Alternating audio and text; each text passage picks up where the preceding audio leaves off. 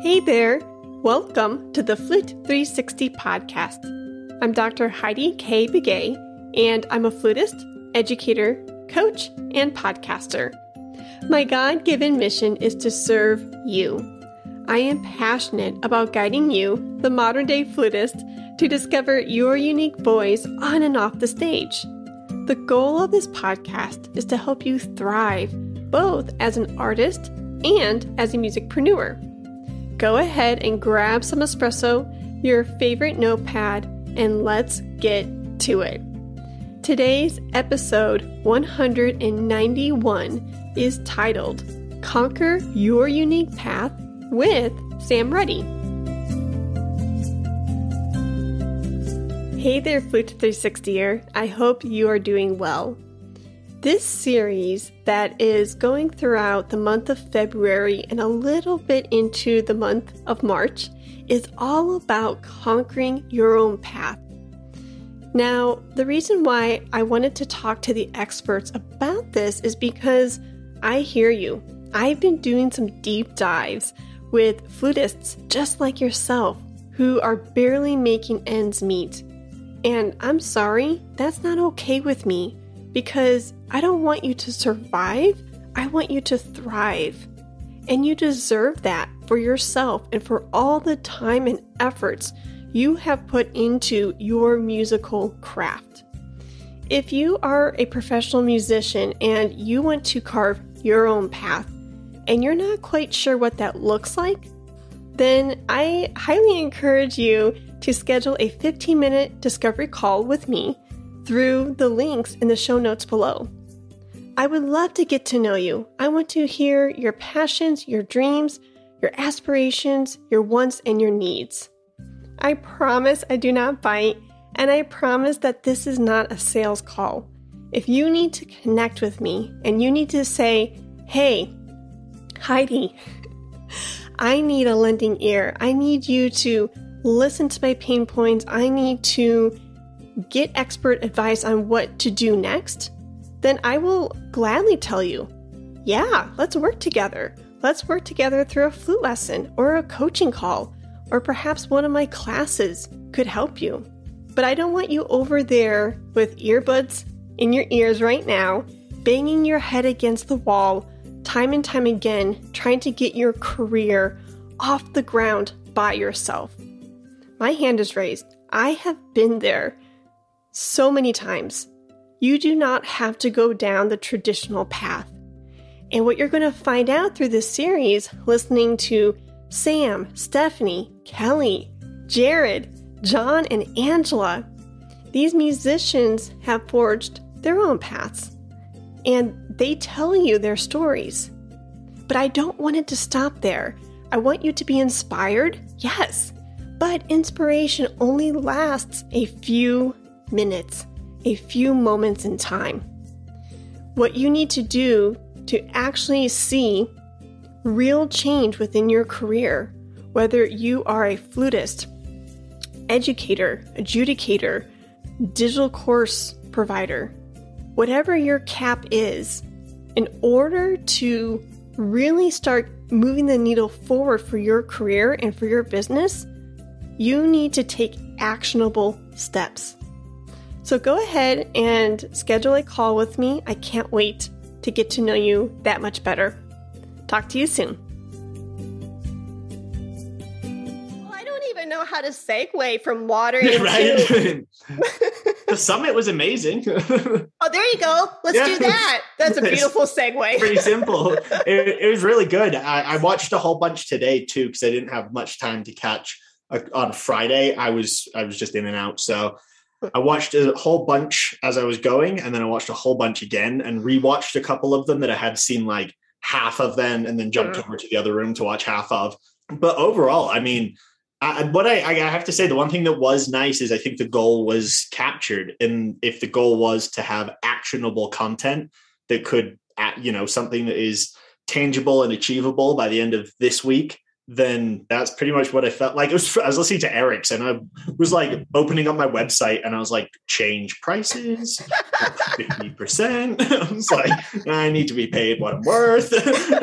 Literally the whole time I was like, I really must be undervaluing myself. Everybody else here is getting paid a lot to do these. I think I'm, So that was definitely a big value. It was just sort of taking a second because, I teach as well, as much as I do Musey and all the other stuff.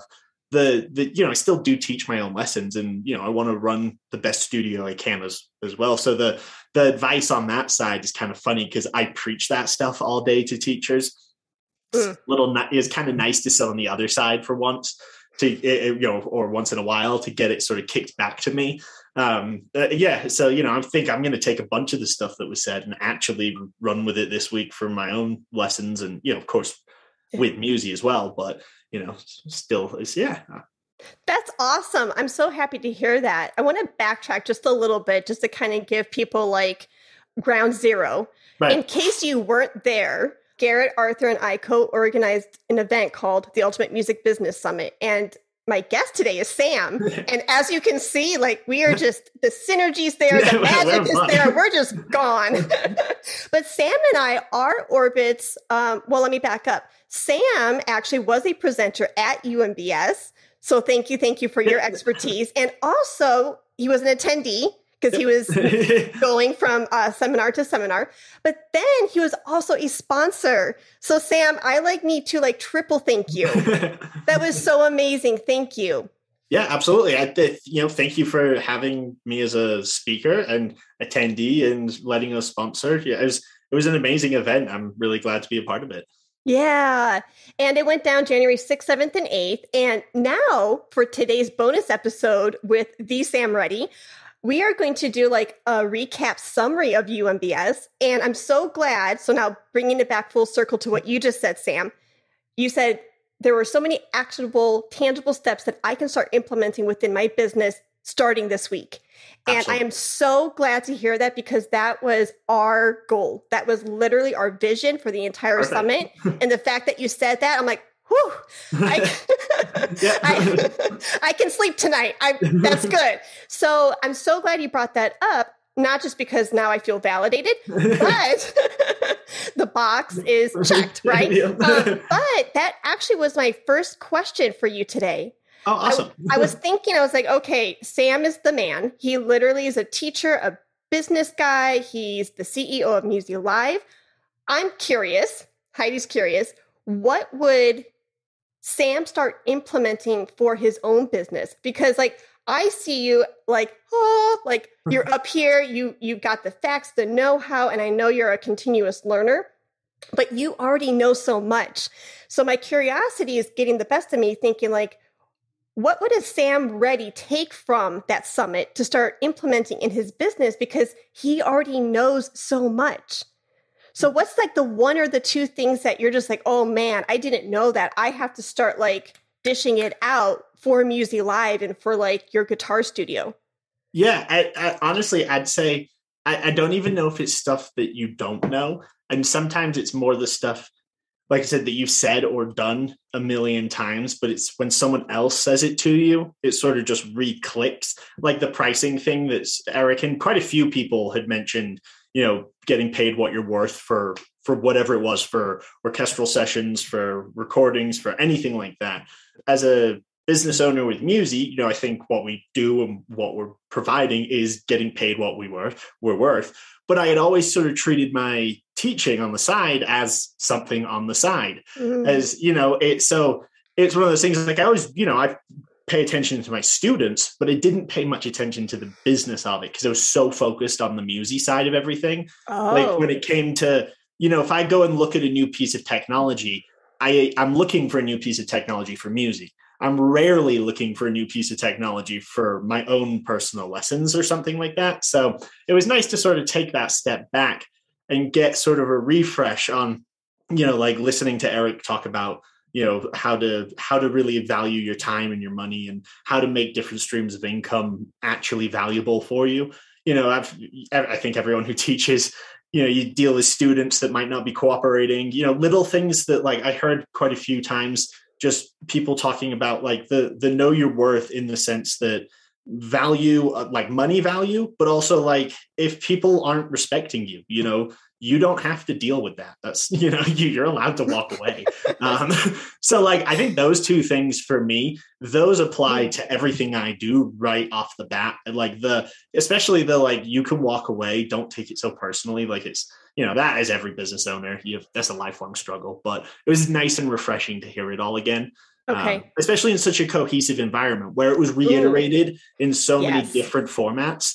Like, like I can't remember who did it, but the Imposter Syndrome. Yes. Sarah Whitney. Yeah, that was fantastic. Yeah. And that one, I mean, I think that resonates with everyone right off the bat. Like, who doesn't feel like you coming on a podcast, beforehand, you're like, why am I here? Like, like when you get invited to speak at a presentation, you're like, huh.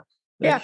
I wonder if they send this to the right people. You're like, I'll go, but okay. It's not like, and up into the moment you're doing it, you're like, I'm still pretty sure I'm not supposed to be here. As musicians, we know that one the most. You get into the stage, you're like, they're really paying me to play this instrument? Like, all I ever did was play in a basement. Like, they're actually going to pay me to do this? Yeah. Okay. Yeah. I couldn't agree more. And just like a little side note for everybody, Sarah Whitney was actually a featured guest through 362 episodes ago. Oh, awesome. Through like episode 184. So if you missed the Imposter Syndrome talk at UMBS, you can check out E184. But Sam, you nailed it right on the head, because like, it's so funny. You said even minutes before the presentation, you're thinking, am I supposed to be here? That happened to me for UMBS. Right. You're a huge part of putting it all together. And you're just like, Eric looked at me, my husband looked at me, and he was like, you're insane. I kid you not. True story. So we've been co-organizing UMBS for 6-7 months. And I knew that I was going to be a presenter. I had figured out my topic, building relationships. I even kind of practiced it just a little bit beforehand, because it was a new topic that I really hadn't presented on at a formal event. Mm-hmm. They were just ideas in my head. And as you know, like, it takes time to like weed through the flow of it, right? So anyways, I did all that. The week before UMBS actually launched, I was going through my slides, I was practicing it, and I looked at Eric, I'm like, no one's going to come to this. I don't know what I'm doing here. Who's going to listen to me? And he's like, you are insane. Like, you have so much to bring to the table, and you have to own that. Yep. And I think it's good for all of us to say this out loud, to hear the Heidis and the Sams and the Sarahs say, I'm guilty of that too, because then we kind of normalize this. And then, like I said earlier, we put the Sam Reddies up on pedestals and we're like, he's the CEO of Muzie.Live. He's got it all figured out. But when I hear you say that, I'm like, oh, this guy's a normal dude.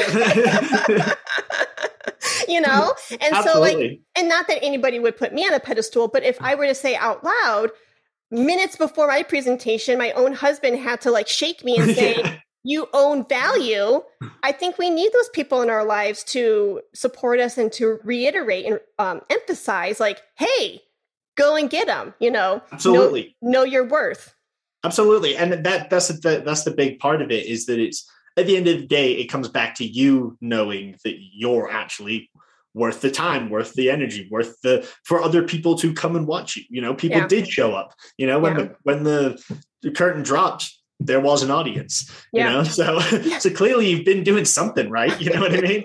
And like, for you, I think it's funny because it's one of those typical, like, grass greener on the other side, or like you're just looking at it from the other angle kind of situation, where you look at someone else's situation and go, oh, they've just got it. And then you go and you sit down in like an education setting, like a summit, and you're all taking notes on the same thing. You're, looking over and being like, oh, we all don't know everything. We all don't know anything, actually. Oh, that's good to know. That's actually more reassuring sometimes, that you walk away being like, oh, okay, like, I guess I'm not the only dummy. Like, it's all of us, No, but we're on this lifelong path of learning, like this 100%. Continuous learning path. And we're all on, or we might be at different summits. Yeah, absolutely. I might be at summit 2. You may be at summit 3. Joe may be at summit 2.5, and we're on this journey together. And that's why we help each other. And that's why we need each other, because I can essentially help somebody on summit 0 to 1, 1 to 2.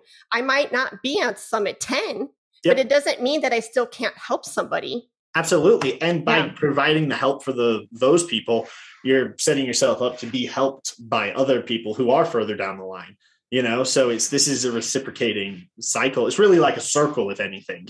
It all keeps coming back around. Like, the people, just the circumstance of how everything sort of came together. Like some of the people that spoke at the summit, like Jamie and Glory and Eric and David, there's like a lot of people who have, and in a way, we're all connected in these other, tangential ways through different forms of, if it's like through the book with Glory or, through a different like summit or presentation or something, you know what I mean? Like it's kind of cool to see all those people coming together in one place to provide that kind of knowledge. And it's refreshing to see that we're all providing it, but we're all also learning from it. Ooh. So, everyone you put on that pedestal above you was also there learning with you. Yeah. So it's kind of refreshing to think that, you're in the same class.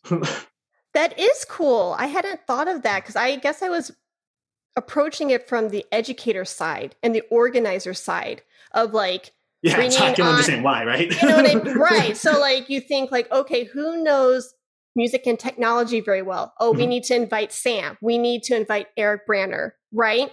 And then so you're thinking of like all of these experts talking about their thing.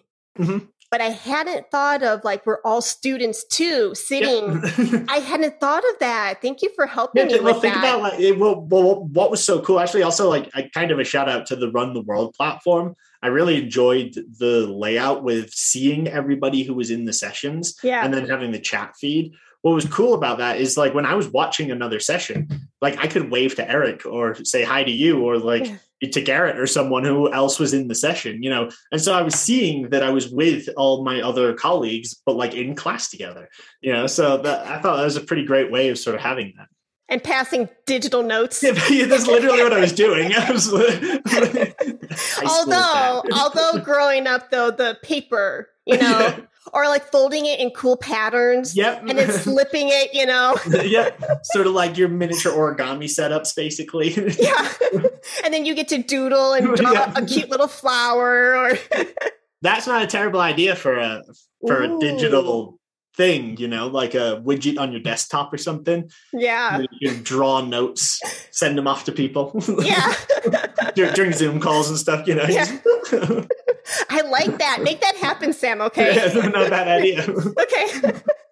Oh, I love it. Oh, no, thank you. I really learned a lot from those nuggets that you just dropped. So then going back to the changes that you want to start implementing within your world. So you mentioned one, you said that you wanted to start implementing or just being reminded of holding your own value. Yeah. That was a theme that was said quite a bit across the platform. Absolutely. Yeah. I felt that it just kept sort of popping up. Like I watched, watching them all live. It was there, rewatching a whole bunch of them. And I was like, okay, seems like everybody here is basically trying to say, like, and even honestly, in my presentation, what I was trying to get at was that you should take yourself seriously. Like if you're going to run a business, run it as a business, run the business. Okay. Like, if you're going to offer lessons, don't just offer one-on-one lessons because it's easy and convenient. Could you offer group lessons? Could you do hybrid classes? Could you do master classes? Could you create a course? Could you what I mean? Like a sort of like, how could you expand out from there? It was really, overall, it was just a pretty awesome event. But, I think that really was the theme, was just know your value and just don't sell yourself short. And as musicians, we're so used to the playing for exposure and, giving your CDs away for free just so that somebody will be there. We're sort of born in that fire. And so we're probably the easiest to pick on, or we're the easiest to not take so seriously. I mean, I've dealt with it in my own teaching where, parents or whoever it is, students don't respect what it is you do. They, either pay you late or underpay you or don't pay you at all, or don't show up, stuff like that, where it's like, how much of that are you going to take as a teacher? How much is reasonable? And then how much is just disrespectful? And at what point do you sort of step in and go, okay, hold on, I've got to remove you so that I can bring in more good. And at the end of the day, that's, what you want. Yeah, for sure. Because our time is so precious. Yeah. And if we are going to work, let us work not just for that paycheck, but to do some good in the world and to really move the Absolutely. needle forward and to 100%. work with people who respect us and cherish us and want to uplift us, and we want to do the same in return. Because our life is too short, Absolutely. And it's like, am I doing this just to do it, or am I doing it just to get a paycheck to keep? I mean, obviously we have needs. We need shelter and food and water and clothes, right? But there's a way to get paid, to be valued, to be seen as the artist and the professional that you are from the people who adore you and who want to pay for that value. Absolutely. And then owning it and saying, this is who I am. And I know my worth. And that's great that you brought that up, because that was a theme that I did see as well. And it kind of made me feel validated over the last 6 months of my own work that I've been doing through my own business. Like Garrett Hope has been like, yes, he's my colleague, but he was actually my mentor before we were colleagues. Oh, cool. So he and I wear different hats. It's like, all right, Garrett, I'm walking in now to like our conversation. Am I a coachee? Am I a colleague? Or am I your friend right now? Which one? And he's like, Heidi, I'm going to coach you real quick, and then we'll switch over to being friends. I'm like, cool, got it. And I love that. I love people who can do that with me, Absolutely. But I say that because 6 months prior to UMBS, I was getting coaching from him. Actually, further than that, probably a year ago. And he was one of the very first people to say, I'm sorry, you have your DMA and Flute. You are not charging the district rate. You're not charging $20 for a 30-minute lesson. Yeah. That's done. Bye-bye. And I'm like, but that's the going rate. He's like, but you have a terminal degree. Yeah. And then I started talking to the Eric Branners and the Brian Shins and other people, Sarah Whitney, and they were all saying the same thing. They're like, you are worth way more than that. And that got me hyped up to then spread this message out to my 360 listeners or to other musicians. Because it's like, if not that my perspective is the only one, but if I felt that way, or if I was going through that journey, chances are other people probably were thinking or feeling the same thing. 100%. Yeah. Almost certainly. And that's, I think, what's so cool about that kind of event too. Like I was saying, is like, it's a education space. It's a work, like it's one for us as presenters. It's a fantastic place to hone that skill, but then it's also a fantastic place to learn new things and meet with people and sort of have those discussions. So, I think overall, it's one of those things that we should be doing more of this, as an industry. And I think because, I went to music school, I went to Berklee, a lot of the stuff we learned there, and that's supposed to be like the most modern music school there is, like at least that's what they say. So, it's one of those things like, I didn't learn in college. I didn't learn any of the things I learned this weekend. You know what I mean? Like, that's why I think these sessions are so important, is that I spent a lot of money on a degree learning from unbelievable people, but it wasn't as actionable. There's a lot of stuff where here, everything I felt like what I got was like, okay, I can actually, and that might be a bit about where I am in my life, being actually able to apply these things. But, it's important to have those outlets when you are in that position, because like previously without this, like your continued education is whatever you make it. So I think having these kinds of summits and things provides a lot of people with an avenue for continued education that they wouldn't have had previously. Like you were saying, like your degree is sort of a perfect example of like an avenue you can take is, keep going, master, doctor, and then, you really honed it. But for a lot of people, if they can't go that path, not that it's a replacement at all, but it's a supplement. So like a supplement for not going to a master's, or like, personally, I don't have a master's degree. Yeah. I don't have the time anymore for sure, but I definitely do have the time to go to these kinds of summits and things. So this is my learning. So I just think that's a fantastic like avenue for people to have. Oh, for sure. And even for the people who have a graduate degree or a terminal degree. Absolutely. I need it because in all three of my programs, this stuff was not taught. Right. Yeah, exactly. It doesn't matter really what program, what degrees you go through, I guess, Yeah. Yeah. The real life, hands-on people who are actually doing it, and you're never going to get 30 of them all in one place. It's rare to have that many people in the industry, especially your industry, Yeah. where it's things that we can say, oh, I know, or even if I don't know that guy, like I know what he's talking about because I can relate to that happened to me last week, Yeah. and this is something I can actually do to deal with that. So Yeah. that's awesome. Now I have an idea and I have a thought and I don't know how it's going to unfold, but I'm going to go with it because Cool. Curiosity killed the cat. So I'm thinking when you said about Berklee, you said it's a fantastic school, and they're air quote modern and right. And I was saying the same thing, like, through my different programs, I transferred a lot too. So I didn't just attend 3 schools. There was a lot of transferring. So I got to see more than 3 schools. That's awesome. So I say that because like coming out, we're both graduates, right? We're both professional musicians in our industry, moving the needle forward, whether it's through Flute Studio and podcasting or through it's your music and technology, Muzi.Live. We're solopreneurs and entrepreneurs. Mm-hmm. Now, I'm curious, not that it is our responsibility, but being on the other side of it, we are our own music bosses, right? Is it our responsibility? Because I'm just thinking, because I wanted to be on that traditional path. Being on this side of the fence, I wonder, because we are the doers and we're using our degrees in untraditional ways. Mm-hmm. Is it our responsibility to some degree, maybe it's not at all, to kind of go back to the music educators in the traditional world and scream, you need to be teaching your students this stuff? Or is it our responsibility to do it post-graduation? And the way I say that, the reason why I say that is because like, that's something that's been really irking me lately. Like we're doing our students a complete disservice in the traditional like curriculums. Mm-hmm.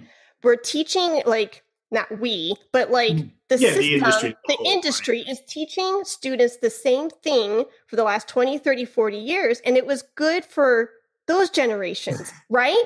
It was applicable and it was information that was correct, spot on for our teachers. Mm-hmm. But it's not the case anymore for the new generation. And absolutely. I think you're what, like, I know women aren't supposed to, like, they don't want to talk about age, but you're probably like late 20s?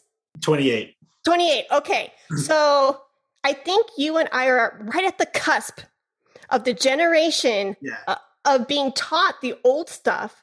Mm-hmm. But now we're pivoting into something new. And now we're thinking of the generation before us thinking, oh my gosh, this needs to start changing or else, right? Yeah. I that. Am I crazy? I know you're dead on. Like that's spot on. That's literally, that's funny you say it like that too, because I've never heard anyone articulate it back that way. Okay. And that is exactly what I do or I want to do. Whether or not I'm doing it yet, that is the goal. I've always felt, and I think I noticed it first in college. So for me, just like a quick synopsis, in school, the first 2 years I played in a band and I toured and I did all that kind of performance-based stuff. And that was my life. And I thought I was going to be, a touring musician and doing that. That all came to a crumbling halt. But then I quickly pivoted and thought, okay, well, technology and education has always been the other interest. So the next 2 years of school, I focused on just that. And that's why I sort of spun up my first company from there. And then that's what rolled into Musey from that. Oh, cool. So the interesting thing is I took classes with a lot of my teachers, and then I quickly ended up working with a lot of my teachers. Mm-hmm. So I found pretty much right away that they're all phenomenal teachers. But I think that this is exactly the point, is that the education that they've been given was valid for when they had their careers.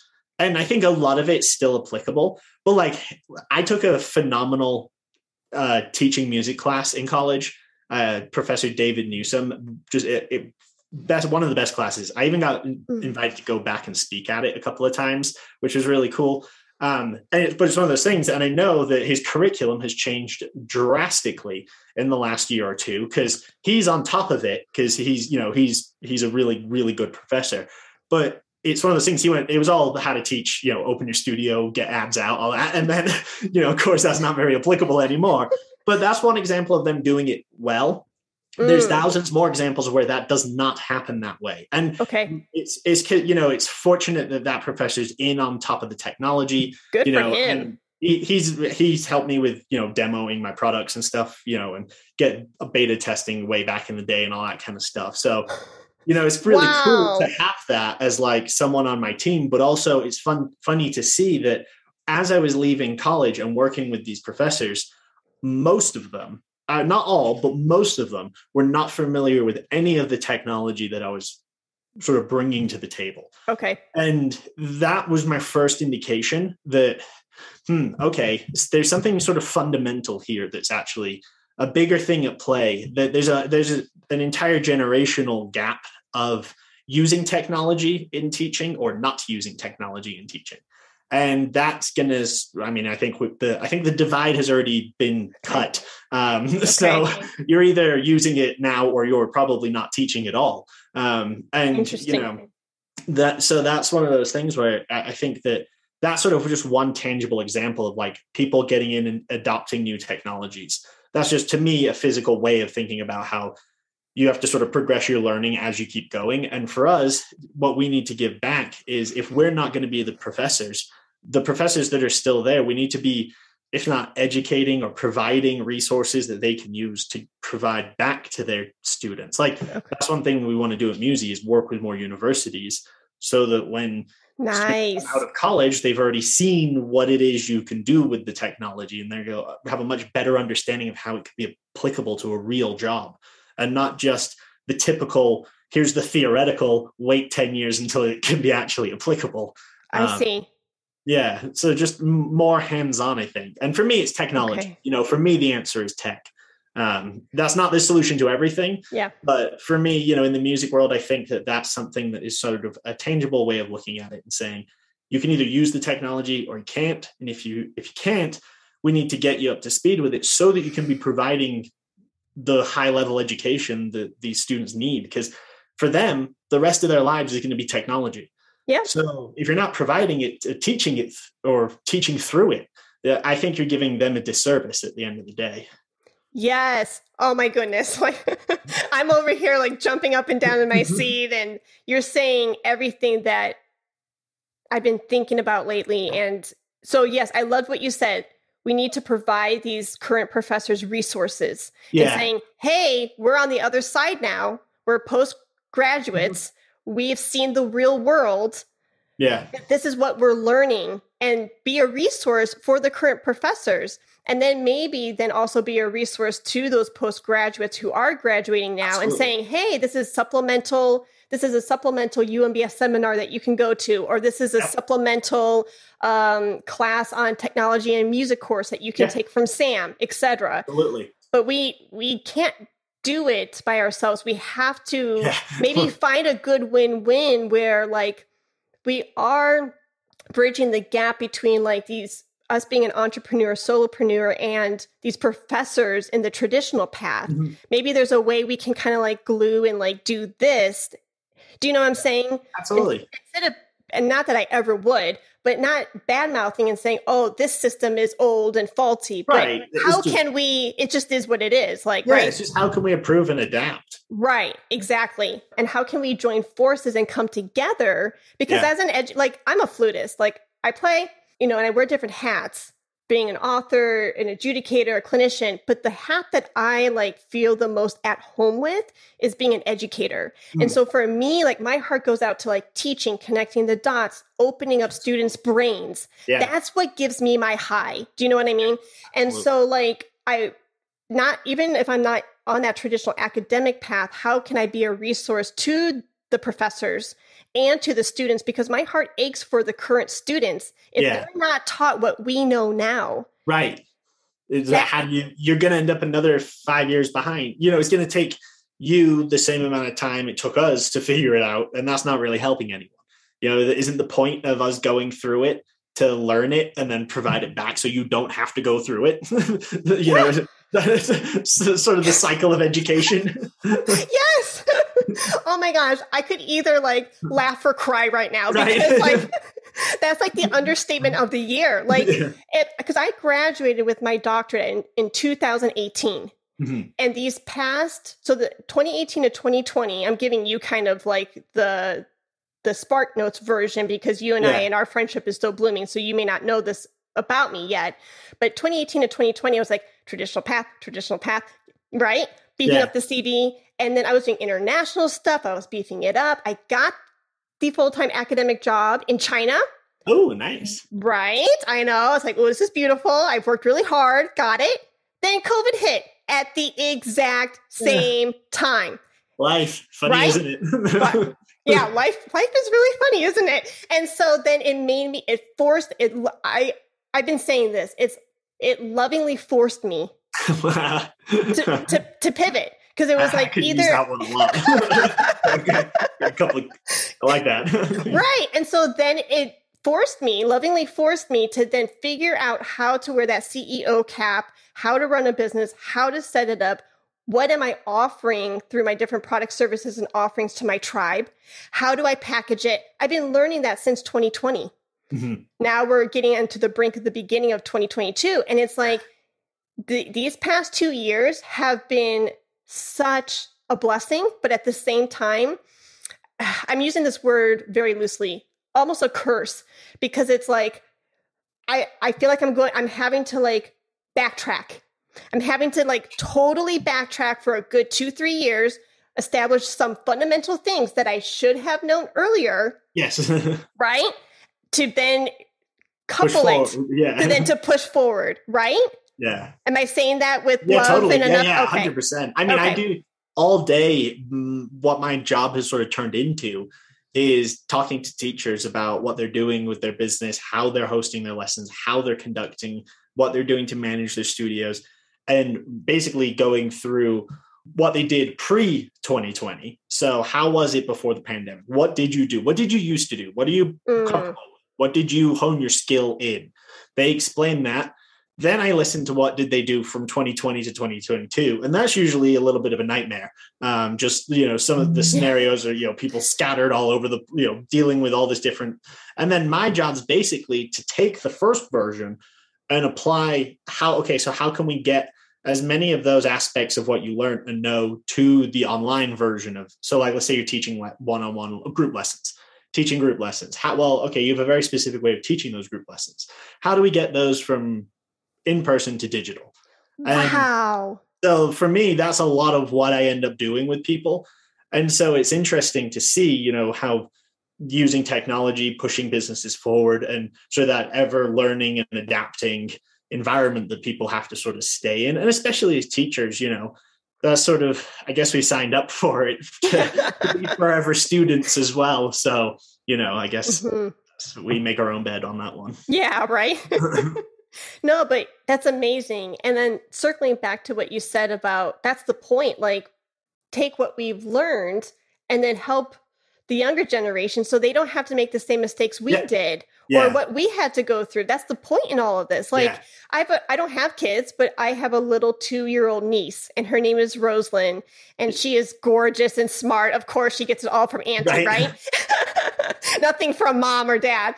I love her. I adore her. And as like her second, third mom, I'm very nurturing to her. And I'm already thinking like, what will I tell her when she's 10, 13, right? Because these are the things that I wish I could have told younger Heidi. Yeah. Right. And that's why we teach, is so that way they don't. Of course, everybody's going to make their own mistakes. Right. But we want to, as mentors and as leaders and as pioneers, we want to like hold them, and lovingly encourage them like, okay, you can do it this way, but think about X, Y, Z, and get them thinking years, eons beyond what our beautiful teachers did for us. Like, absolutely. So my huge disclaimer is like, I am so eternally grateful for what my teachers have done for me. Absolutely. You know what I mean? Like that's my big, like, highlight. Everyone listen. Absolutely. I've worked with some of the greatest teachers on the planet. Yeah. I would not, I hope that's what, we are not trying to anything like they don't know what they're doing, because they very, very, very much do. They do. What the point is that everybody got thrown for a whirlwind. Yeah. And the whole industry got tipped on its head. True. So we found ourselves particularly in positions where we could help. Got it. And that wasn't necessarily out of any, it wasn't, purely altruistic, and it wasn't purely happenstance, from what we've done in our lives. We just sort of ended up here. And, we, with Musey, we found ourselves we launched this product specifically in January of 2020. Right. And so we had very much intentions of, making it a paid product that you bought off the shelf right away. Boom. We ended up not charging anybody for 9 months because we were like, you know what, like, this is just too much of a mess. Like, every call I got was, hey, my business might shut down next week. What can you do to keep it going? And I'm like, okay, here's what you need to do. Like, get your laptop, get on a call, and I'll just show you. It's super easy. We can maintain. And then we all learned together over that year or two of what to really do. But, I think that it's what we're really trying to say is that because we found ourselves in positions of where we could help, that it's our responsibility to help. Yeah. Especially when it's this kind of situation. And, you're saying like teaching the younger generation and providing with information, same teaching the older generation and providing information that would have slipped past just because it wasn't in the curriculum, because it literally didn't exist. Right. And you can't blame for that one. You went to every class, they just didn't teach it because they didn't have it. So, that's part of what we're doing is sort of, all of us is providing that education to anybody who wants to listen.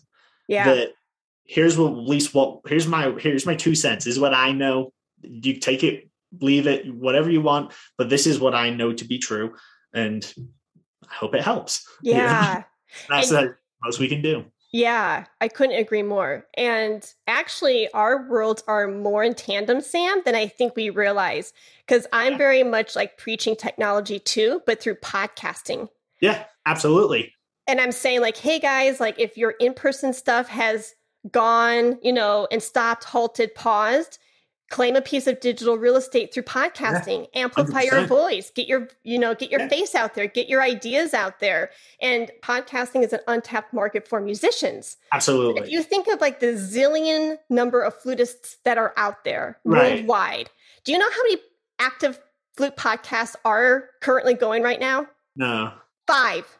Really? Why is there only 5? Oh, that's interesting. Is that not interesting? Yeah, that's quite fascinating. Yeah. You would have thought musicians would have gravitated right towards that because it's like another outlet of performance. Yes. But that's fascinating. I know what you mean though, because like podcasts in the music space do seem to be a newer thing. Like podcasts in general, now they're a dime a dozen just in general.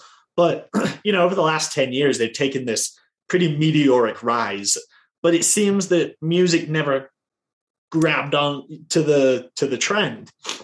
That's funny. I would have personally expected every musician to fire up a podcast, but then it kind of makes sense because it's not, at the end of the day, it's not most of their domains. Like we were sort of saying, like the wraparound of all this is like music education is great, but the pitfalls of it are that you're not actually getting the real life. Like there's no class. I mean, maybe there is now, but there definitely wasn't a class of how to be a podcast host, which it definitely should be. And I strongly think every college in the country should be having how to be a YouTube star as a genuine class. No joke, because like, it's not about being, Mr. Beast or one of whoever the, top person is. It's about, that's another avenue where you can, it's a creative outlet where you can make money and do something that you love the way you want to do it. Podcasting being another one of those, I think that's a fantastic way of doing it.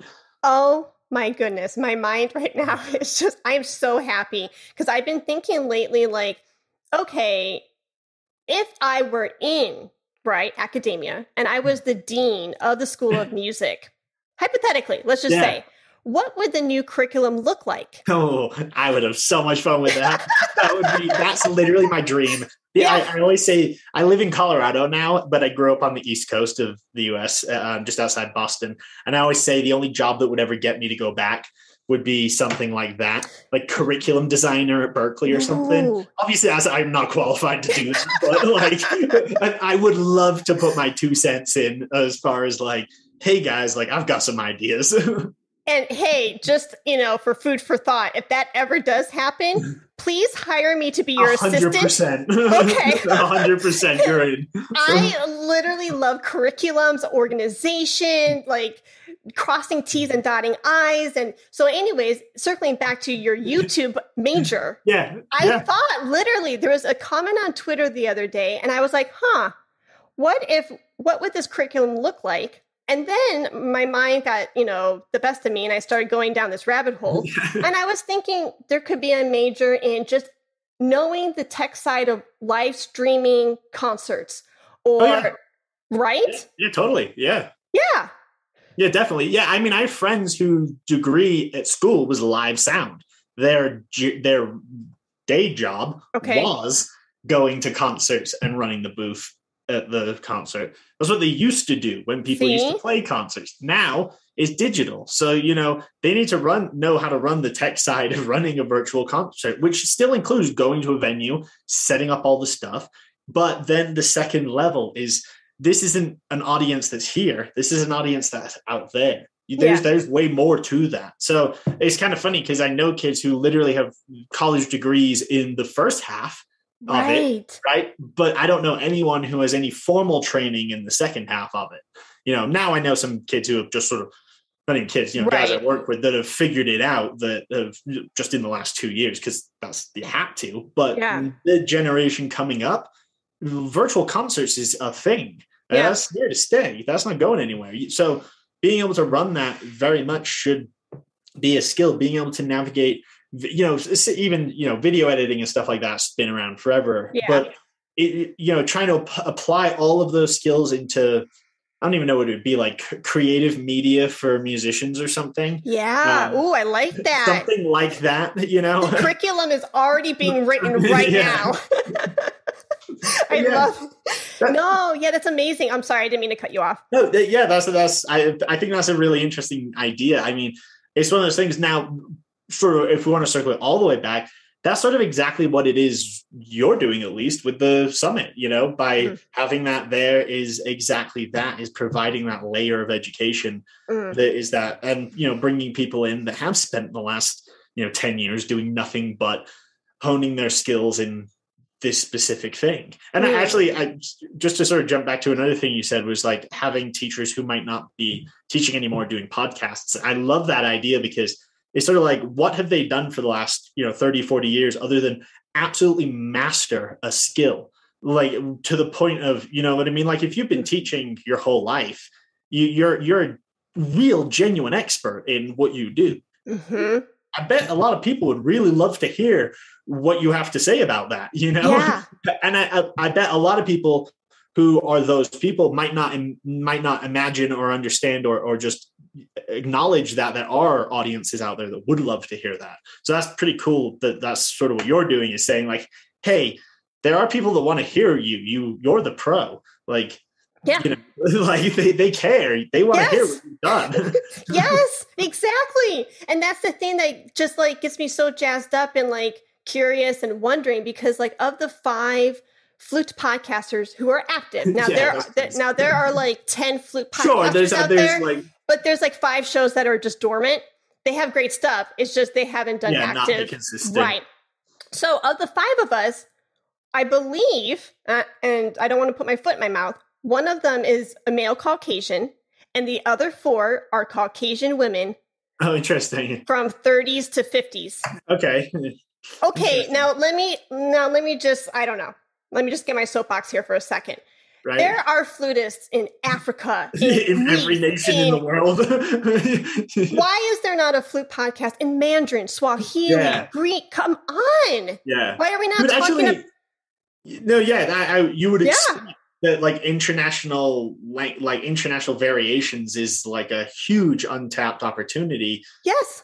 For especially, I mean, all throughout Asia. I mean, if you just want to tap China alone, that is one of the largest countries in the world, but the music education is taken very seriously. Japan, Philippines, Korea, any of those countries, there's dozens and dozens more, but just, if we're talking about that specific area of the world, those are countries that take music education incredibly seriously. Yes. With hundreds of thousands of orchestras, you would have expected that somebody somewhere in the largest population in Earth would have grabbed a microphone and started chatting about some flutes, That's actually kind of crazy. Is one of the Flute podcasts, just for my own, is one of them like a Jethro Tull themed podcast? Because if not, the whole big missed opportunity there too, by the way. Exactly. It is not. Someone, I'm told to the flutists, please fulfill my dream.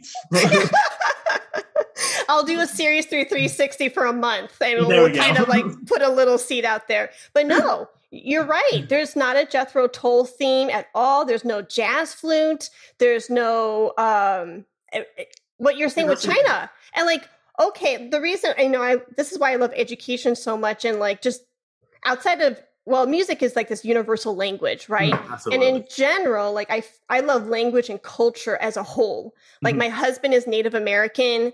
My brother-in-law is Kenyan. I mean, like my grandfather was born and raised in Central Africa, African Republic. Oh, wow. When he was a young boy, and he came to the States when he was 21. My dad was born and raised outside of Tokyo, Japan. I mean, like that's a very eclectic family. That's amazing. My family is just like, this melting pot. And I love it.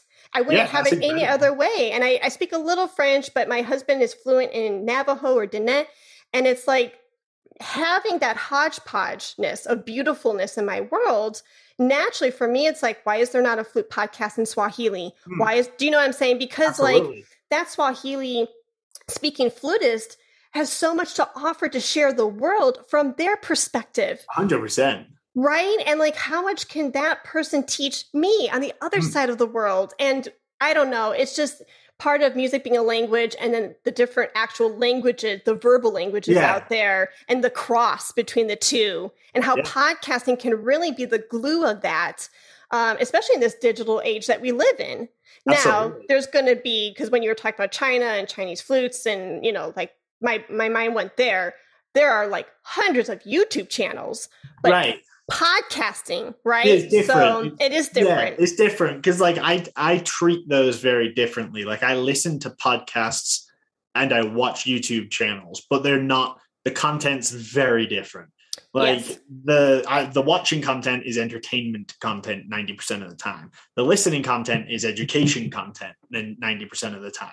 Yes. I don't know why, but it's the format I think is just easier to absorb. Like I love audiobooks. I have forever.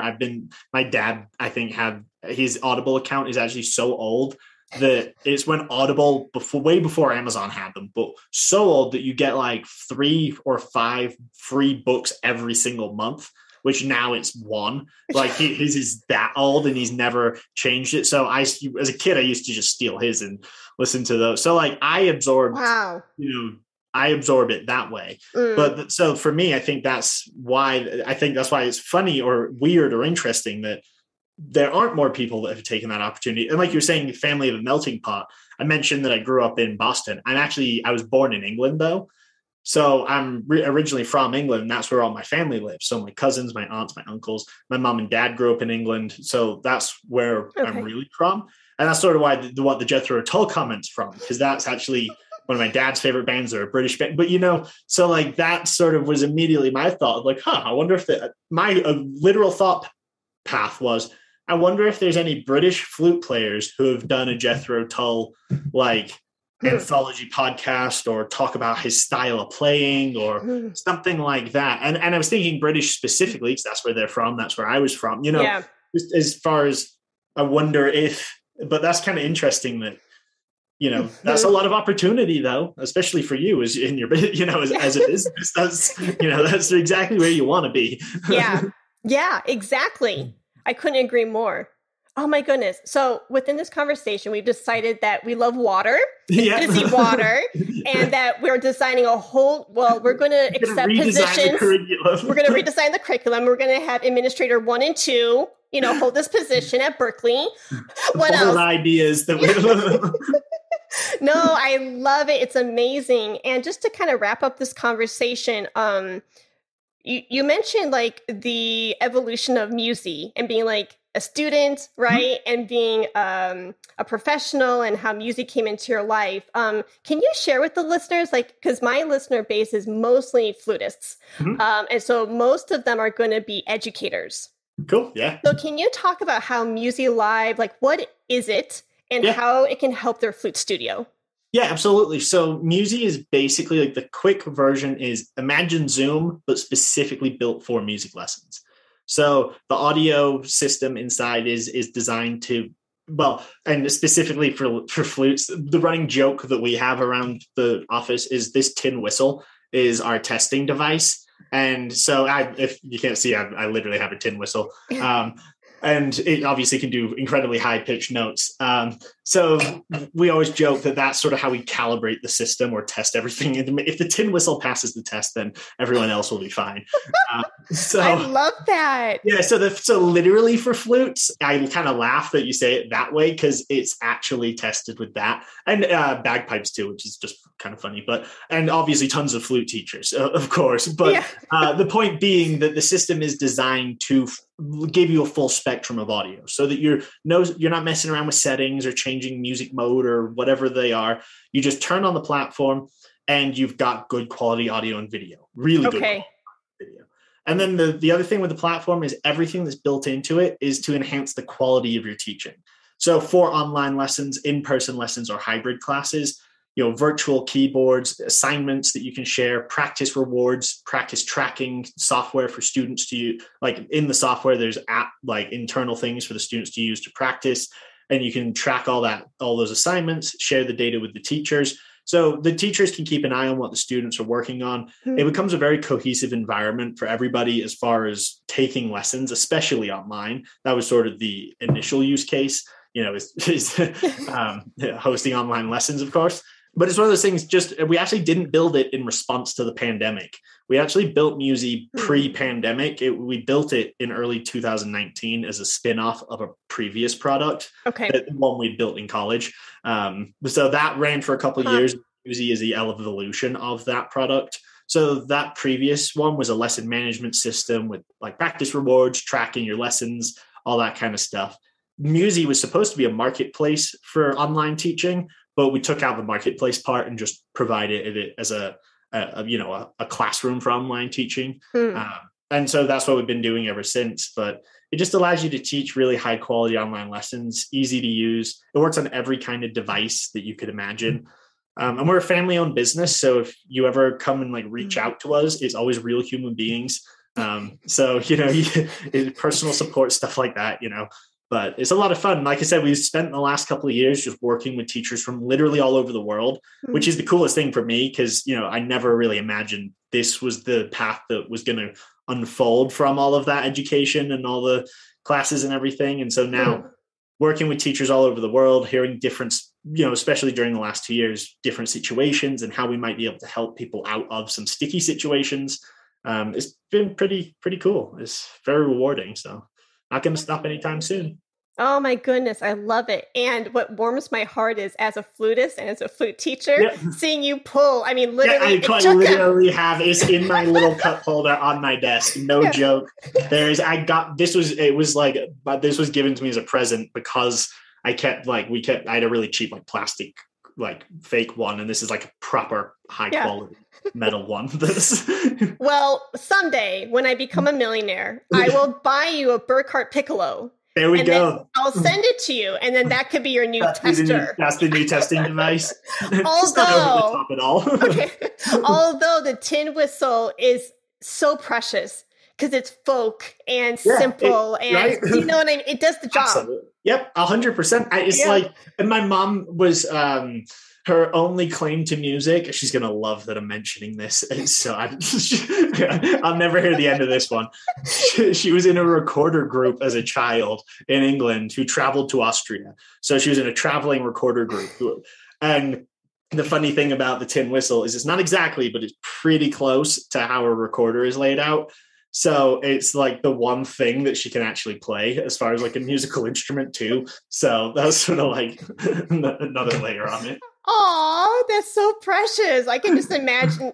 I can imagine this recorder touring group. Yeah, right. A bunch of little girls. I think it was like 20 or 30 girls, like, 14 or 15-year-olds or something, and just all different size. Because, recorders have like soprano and alto and bass, and they would have everyone played, full orchestra basically, but just recorders. So that is so sweet. Yeah, I've never heard the music. I'm sure it's phenomenal. I'm going to have to find some I know kind now of I'm link. going to listen to some because it's probably guilty that I haven't listened to any. I'm going to have to put that in the show notes below. Yeah, the outro can be a recorder orchestra. Ooh, we're getting really creative now. No, but I love going back to Muzie.Live, and I'm going to let you go because I have kept you like longer than an hour. But what I love is, as a teacher, it sounds like you've thought of everything for the software. Like, how can they upload something or share something, or just even the sound of the flute or the piccolo? Because, like, you're right, on Zoom all the time, I'm having to adjust the settings. Yeah. And that's really annoying. And then if I demonstrate something, sometimes my students are like, Dr. Begay, your sound cut out. Yep, and I was like, I thought I had my settings right. I'm married to an audio guy. You know? I literally pushed all the buttons. So I don't understand what I'm doing wrong. Yeah. And that's literally what Musey is there for. Okay. It's a solution to that problem. The cutting out, the wobbling, the fading notes that disappear, all that stuff. Now, the one thing I'll just say straight off, because I hear this all over the place, is like, can you play duets? And just sort of like with any technology like this, the answer is always going to be no. Right. But the one thing, you can record things and send them to your student. You can record pieces of the lesson that will then replay for your students so they can play along with the thing you just recorded. Okay. So we've tried to come up with workarounds for any of the major issues. And now we're actually at a point which is kind of exciting where I'm not totally, but I'm out of good ideas. So now we bring them in from the community, for the last 6 months or even more. It's been literally 100% community fed. Update. You basically just say, like, what do you guys want to see? And then it goes through the process of getting voted on. And it really is a democratic, I have a list that's literally everything everybody has ever suggested on a whole big long list. And then a check mark next to every single idea. And then when someone asks for that idea, it gets another check mark. And then if someone else, another, and whatever's up at the top of the list is what we build next. And you just basically float through that. So we really feed from the community. That's what we need our teachers. We need the teachers at large to provide now. Because like I was saying, we meet people from all over the world. So how do you teach your group lessons in Australia? Might be slightly different to how you're teaching your group lessons in the UK versus in Canada versus the US. There's variations. Teachers teach differently. So you've got to adapt software to fit those needs. So, it helps if you've got hundreds and thousands of teachers that you can talk to that are there to provide the feedback. Yeah, so that's sort of how we build the software now. So as far as a product goes, you probably won't get that opportunity in many other places just because of the way our business is structured. We literally take everything as like a top-down funnel. It comes in through me. Like I said, we're a family-owned business, so the conversations are pretty easy to, and we've been doing this for 6 or 7 years, so kind of got the oiled machine now, and it's a really fun thing to hear what people say. Like we're working on reward systems right now, so badges and tokens and all these new kind of like things that students can get for practicing. It's awesome. That's phenomenal. And the few nuggets that I took a lot of nuggets out from what you just said, but the few nuggets that I want to highlight is, one, you're putting people first. You're putting the educator first, and the fact that it's a joint effort. And that's what I say, it's totally not even on the same playing field. But I tell my listeners all the time, this is your podcast. What do you want? Because my ideas can only go so far, but you feed into it. Absolutely. I set the boat, I set out to sail, but you guys got to help me row this thing down the river. It was my idea to go this way, but I'm definitely going to need help. And it's greatly appreciated when people, do provide that. As coming up with ideas for shows or topics, or, if you want to do like a spin-off segment or something, it's like, well, what do people actually want to hear? you're not gonna, you know what you want to hear. I know what I want to see on Musey. Yep. But if it was more of just what I wanted to see, it would be a lot less of what everyone actually needs. Yeah. It would become basically my own private tool at that point. I wouldn't be able to sell it to anyone. They'd be like, this is very specific. I'm dying. That's amazing. Yeah, no, you're not wrong, because like even this Wednesday, as your bonus episode airs, Wednesday, I sit down with 5 360 listeners and we're just I'm letting them take the mic. I'm sitting down and I'm going to take notes from them, because awesome. For 2022, like if I keep on this path of what I think Heidi wants the listeners to hear, and I'm completely going like 10 degrees left or 10 degrees right, and 100%. I'm not hitting their target, then why am I doing it? There's no reason for me to do it then, because then I'm not serving. And by the end of the year, that 10 degrees is going to send you a mile off course. You know what I mean? Like it becomes a cyclical cycle. Like, and I can actually, our first software product, the one we built in college, that failed eventually. Okay. The second product we built, that one also failed. Okay. The third product, Musey, this is the one that's sticking around, it seems like. Yeah, it still could fail, but I really hope it doesn't this time. I hope I've learned my lessons. But it's one of those things, like one of the mistakes you learn in technology building is feature creep. And the idea is basically that you say yes to basically everything that everyone asks for.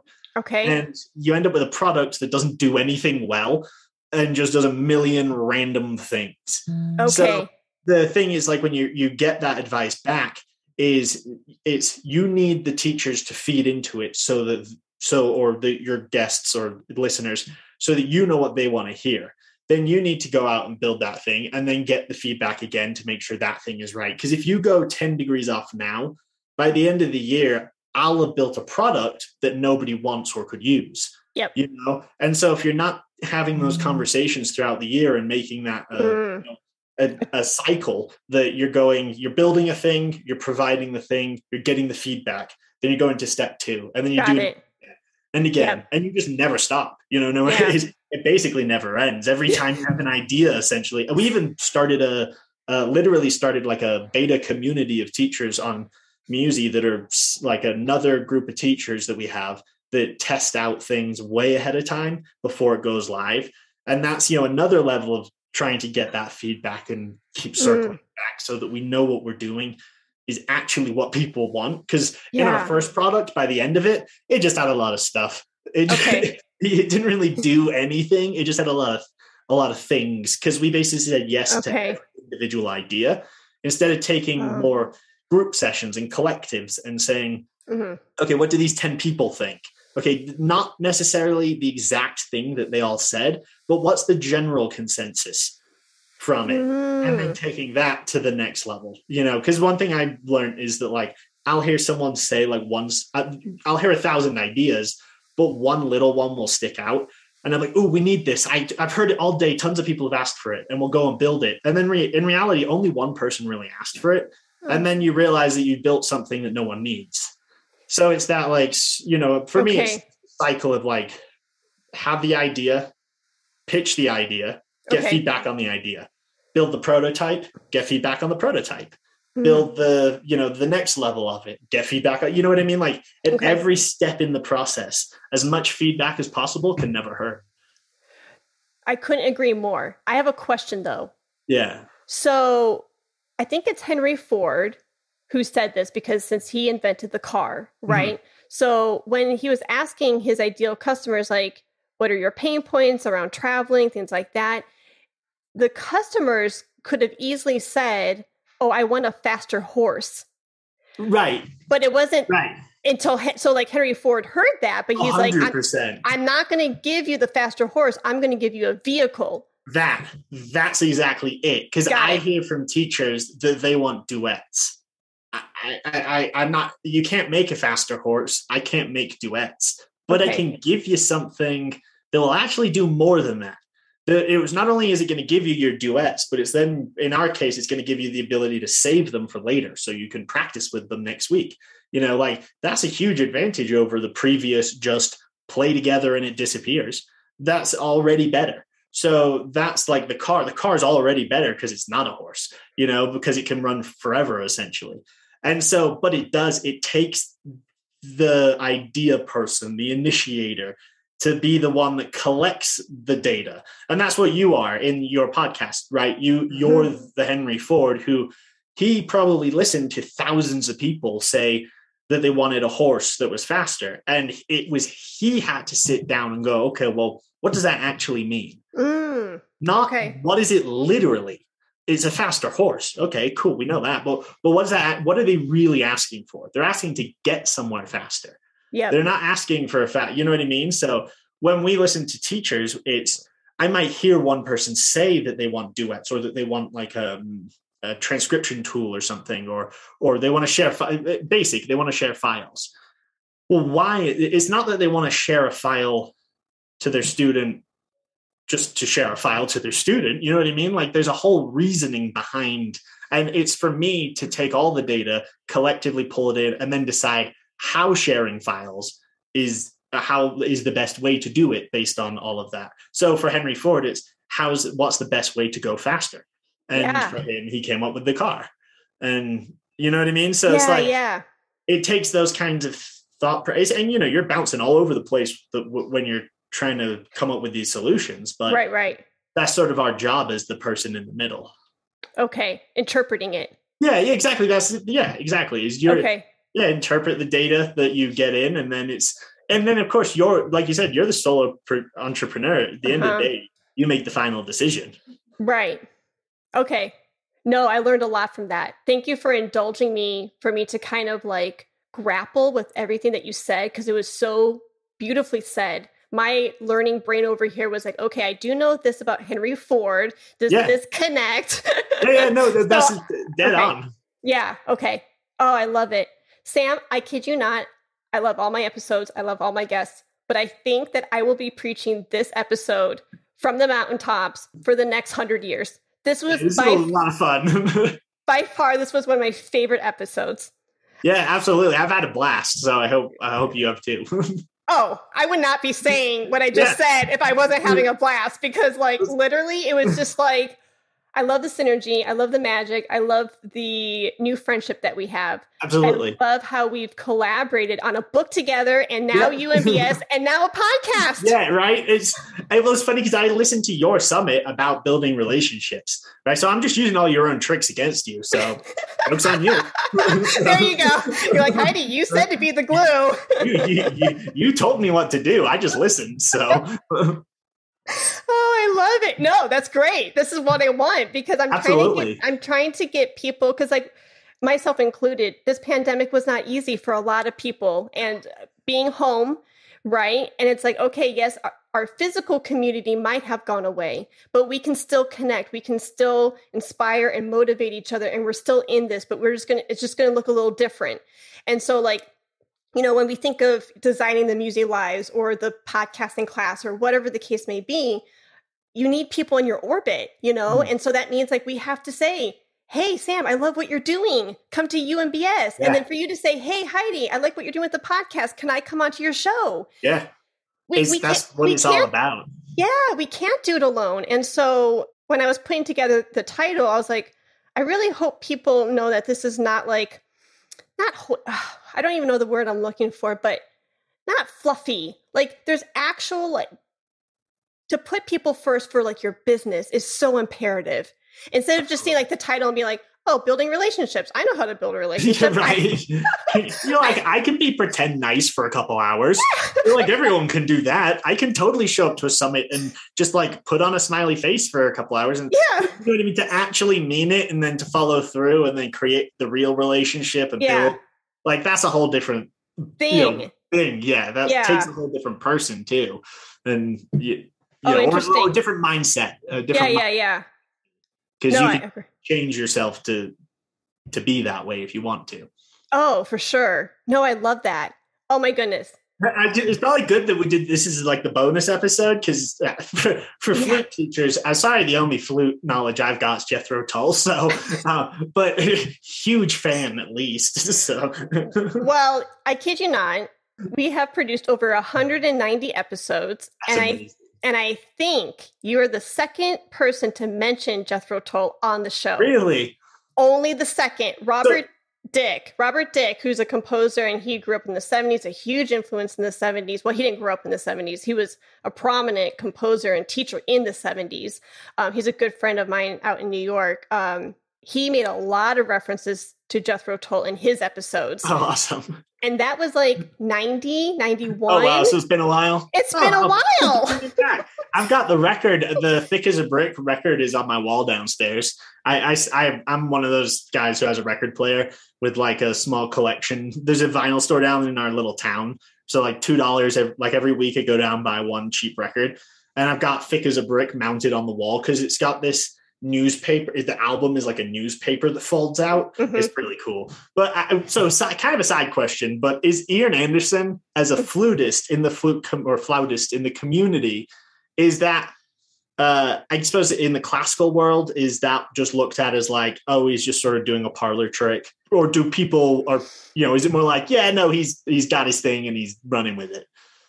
I think actually, speaking of generations and being like, the turning point, I think nowadays, now I can't speak really for like my teachers but nowadays when I listen to like, not just the younger generation, but like, for example, I won't say her name just because I haven't been given permission.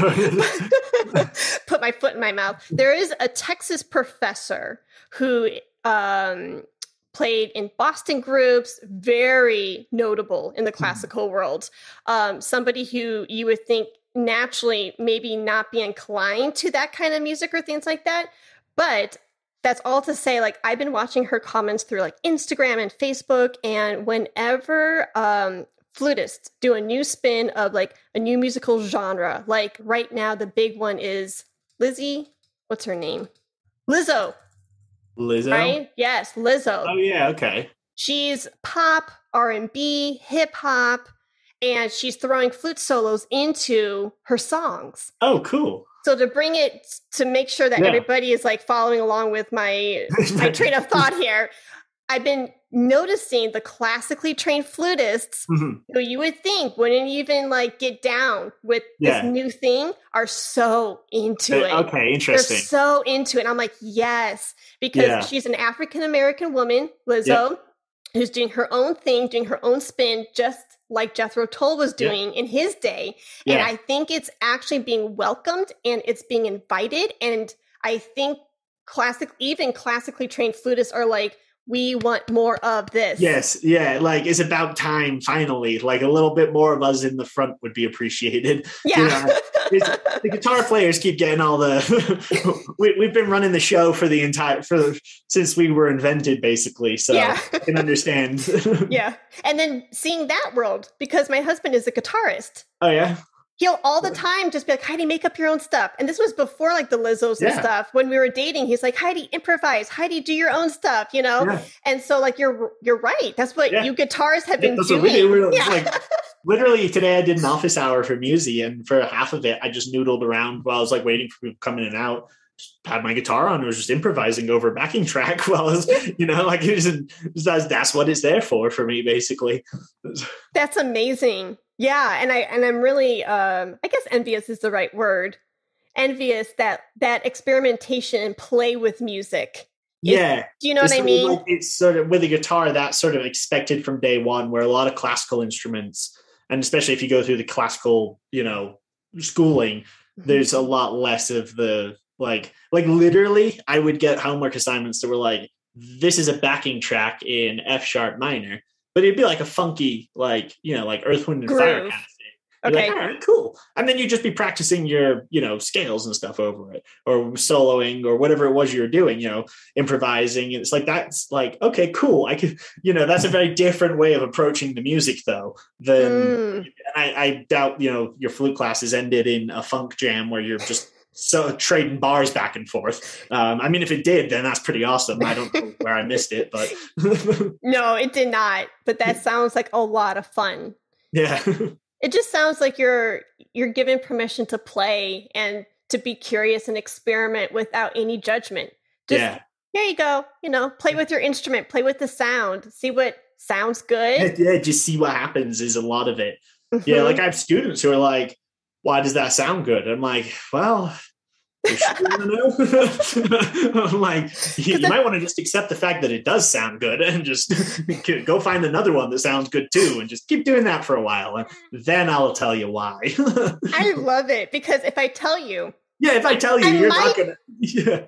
I might take the fun out of it. I might ruin this for you pretty quickly, so I'd rather not. You have fun for this. I'll come up with a way of explaining this that doesn't bore you to death. So.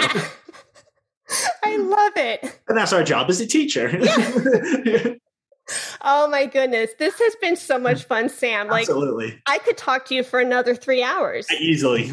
I'm starting to understand why there's some of these podcasts run like 4 hours. You see like you're like, how do they do? You're like, oh, I get it now. You're like, okay, yeah. I can do that. You can just keep rolling. Yeah. Now I'm just curious, as we're wrapping up, is this like, you've had to have been on other podcasts? Like, mm-hmm. Yeah. So like, what number am I? So ironically, I did a podcast on Friday for Melissa Slocum. The Sounds of Encouragement. Yes. So that one was cool because that was a totally different vibe, like to any podcast they've ever done.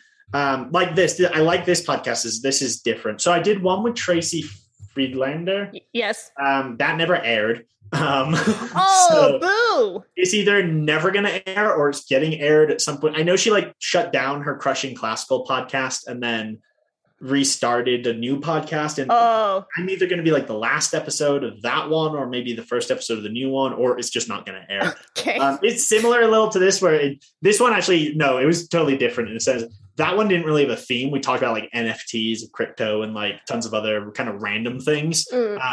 Then I had one with Tara Brusek.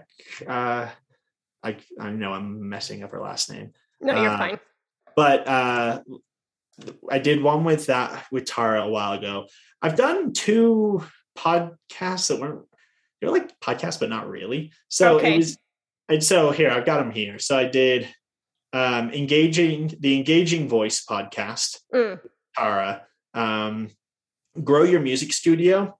This was less of a podcast and more of like a 2-part just open discussion. Like me and this guy, Daniel Patterson, we sort of just went back and forth for an hour talking about technology and how to grow your studio. And then the second episode, we went and got a bunch of questions from either of our audiences and then brought them in to ask the other person. So like he's an expert in group teaching. I'm the expert in technology. So I got questions from my teachers about how to teach groups. And then so we did that we did 2 they weren't really podcasts, 2 of those. I've done Jamie's Expand Online podcast.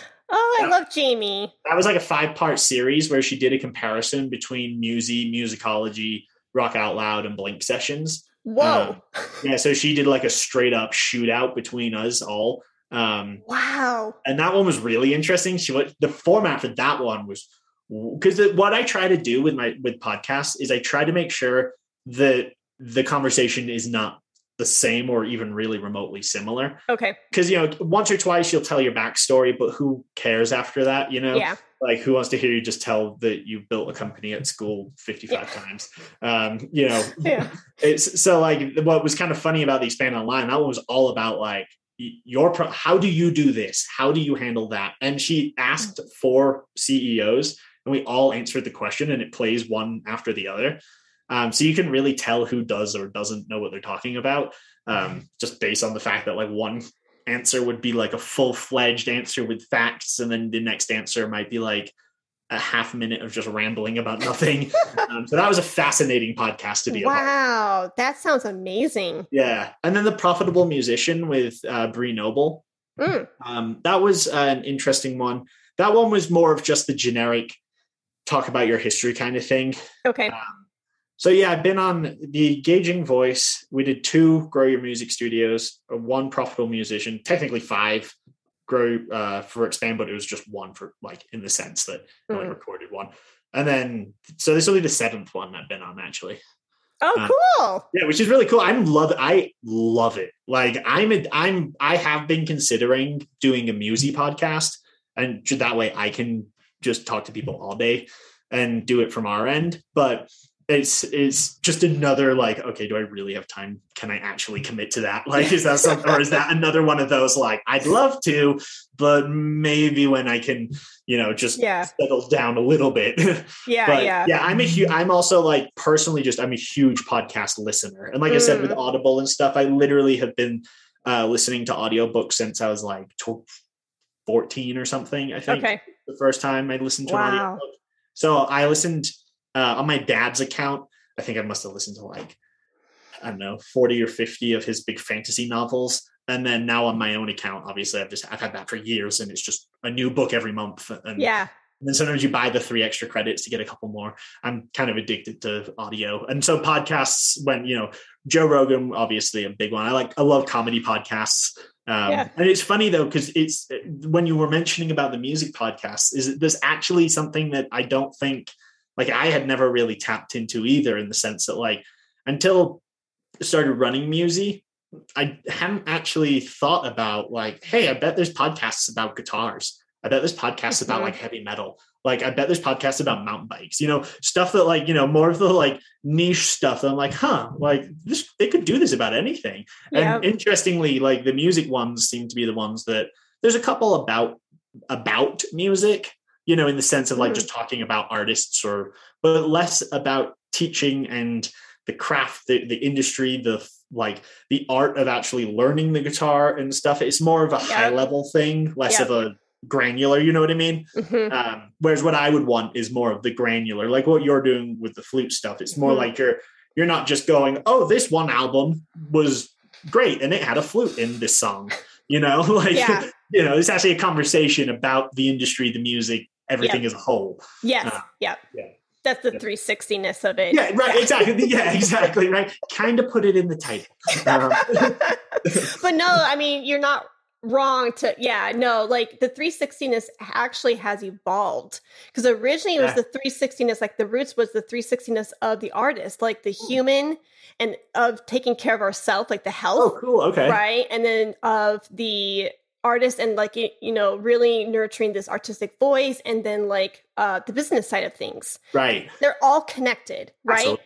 And then I went on this 2-year tangent. I got off of the foundational vision of the podcast, and I went on this 1-year tangent of like a panoramic view of flute related topics. Yeah. So then I started talking to flute composers and flute inventors, and which was great. It was wonderful. And then I was like, wait a second, where am I? And then I recently, but I recently went back to my roots, and I said, this is what I'm passionate about. I want to like look at the flutist as a whole, and then break it up. Like, how can I serve the human, the actual performer, and the musicpreneur? Absolutely. And so we kind of circulate through those 3 like main ideas. Yeah, that's fantastic. And that's I think the kind of content, and like it's been shown over and over again, is there's always like, you hear in the news, you read the articles, you see the taglines that say people have short attention span and they want 30-second clips. But then you watch the actual data, where the biggest podcast in the world averages a 3.5-hour episode, So explain that to me. Yeah. Makes you explain wonder. That one. Like, why is it that I'm okay with I listen to Dan Carlin's Hardcore History podcast, and his episodes are 7 or 8, 9 hours long, and they're like, I mean, they are dense. They are like, it's a dense thing to absorb. Yeah. But, his audience is millions and millions and millions of people.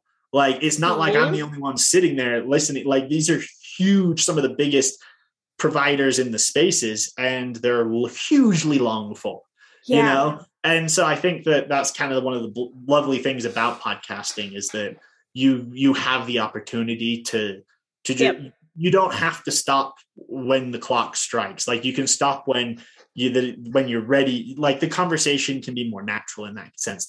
You can provide, like, your audience is willing or accept, or is it open to flexibility. If you go and watch a TV show, and the TV show is 55 minutes, and one day it's 3 hours and 45 minutes, you'd be like, what the heck? Like, who's in charge of this? And then like next week it's 30 minutes. You'd be like, okay, come on, guys. But like with podcasts, it really doesn't seem to be a problem at all. True. Like, like they can fluctuate in length. They typically end up relatively consistent. But I think as listeners, we're sort of where the format of audio is sort of like open-ended in that way, where like I've listened to podcasts that are literally 10 minutes each. That's the whole podcast is 10 minutes. And those are great. It's a fantastic thing. They just do tons of them. And, or you listen to the ones that are 9 hours long. I love the fact that you've got that flexibility, and within your own podcast, you can sort of have that flexibility. Oh, I couldn't agree more. That's what I say a lot to my podcasting clients is, yes, there are some, like, I'm going to use this word very loosely, air quotes, like there are some rules to podcasting. Right, yeah, like this, exactly. But no, you're not wrong. But I say on the flip side, there's more flexibility than you are aware of. So you can be creative because there might be some pillars, but after that, like, I encourage you to think big, to open up the mind and be super creative of like, how can I format it for my listeners a certain way? Because there's no one hard, fast, thing that you have to stick to. Absolutely. Yeah. And that's what, like, the nice thing is, like, I see all the time podcasts creating sort of like sub podcasts within their own brand that allows them to have like a formal place for different ideas. You might have like the short ones that are 5-minute long, be like podcast shorts, and it's literally just 5-minute versions, or and then you could have long form ones, or I think that's kind of cool. Have you actually ever heard of a podcast? It's not technically a podcast. It was an NPR radio show that's been running for like 30 years, but they've sort of now they treat it a little bit more like a podcast now. Yes. It's called Piano Puzzlers. And basically what it is a guy, he recomposes music. So he takes a popular song and then rewrites it in the style of any composer he wants. And a guest comes on and they have to guess what song it is and what the composition and who the composer is. I've failed all of them. I've never gotten a single. I've never even been remotely close on any of them. But the thing is, the format, they're 10 minutes, and that's there, and it works. It's 10 minutes, and it works. You listen to the thing, they try to solve it. You either do or don't get it, and then you're on to the next one. And that format for that, fantastic. And then other formats, fantastic for being able to go long form with it. So it's cool. I just sort of basically long-winded way of saying I love the fact that you can be so flexible now with the way you sort of put out your own content. Yeah. Well, if Muzie.Live does form their podcast, let me know. I'm always here. Yeah, absolutely. Yeah. I will be coming knocking. Yeah, that's not a project I'll be handling alone. Okay. Yeah, absolutely. It's something I've always thought about because I get to meet people and I talk to teachers all the time, and half the time I'm like, we should have probably just recorded that. That was actually quite interesting. Like, my demos often tangent into like mini podcast sessions. So it's sort of like, I'm like, this is how you add a file. This is a new philosophy on teaching music. And, it's like by the end of the demo. And that's what the listeners love. They love to hear like real, like tangible things that they can start implementing in their world. But they want to hear, this is my interpretation, they want to hear it as if it's coming from two friends. And they're a fly on the wall. They just get to kind of peek in 100%. And notice. And they're like, oh, cool, Sam and Heidi are friends. Yeah. But they're talking about real stuff. Yeah. And it's in an informal way. So it's like, it's comfortable, it's chatty, we can let our hair loose. Absolutely. But real things are being said, but in a friendly space. Absolutely. And I love the fact, like, I feel the same way about like the podcasts I watch and listen to. Like, I feel like I want to be best friends with half of the people that I'm listening to, or like half the time I'm like, like you and me, we'd get along so well. Like, like I've true, but I'd be the weird guy who'd be like, hey, you're like, oh wait, you don't know me. I pretend to know you. Yeah. It's like, but no, I agree 100%. Like, I think there's something sort of inviting about this format and it makes it more enjoyable to be on a podcast or to host a podcast because I feel like, you probably didn't go out one day and be like, you know what? I want to be an interviewer.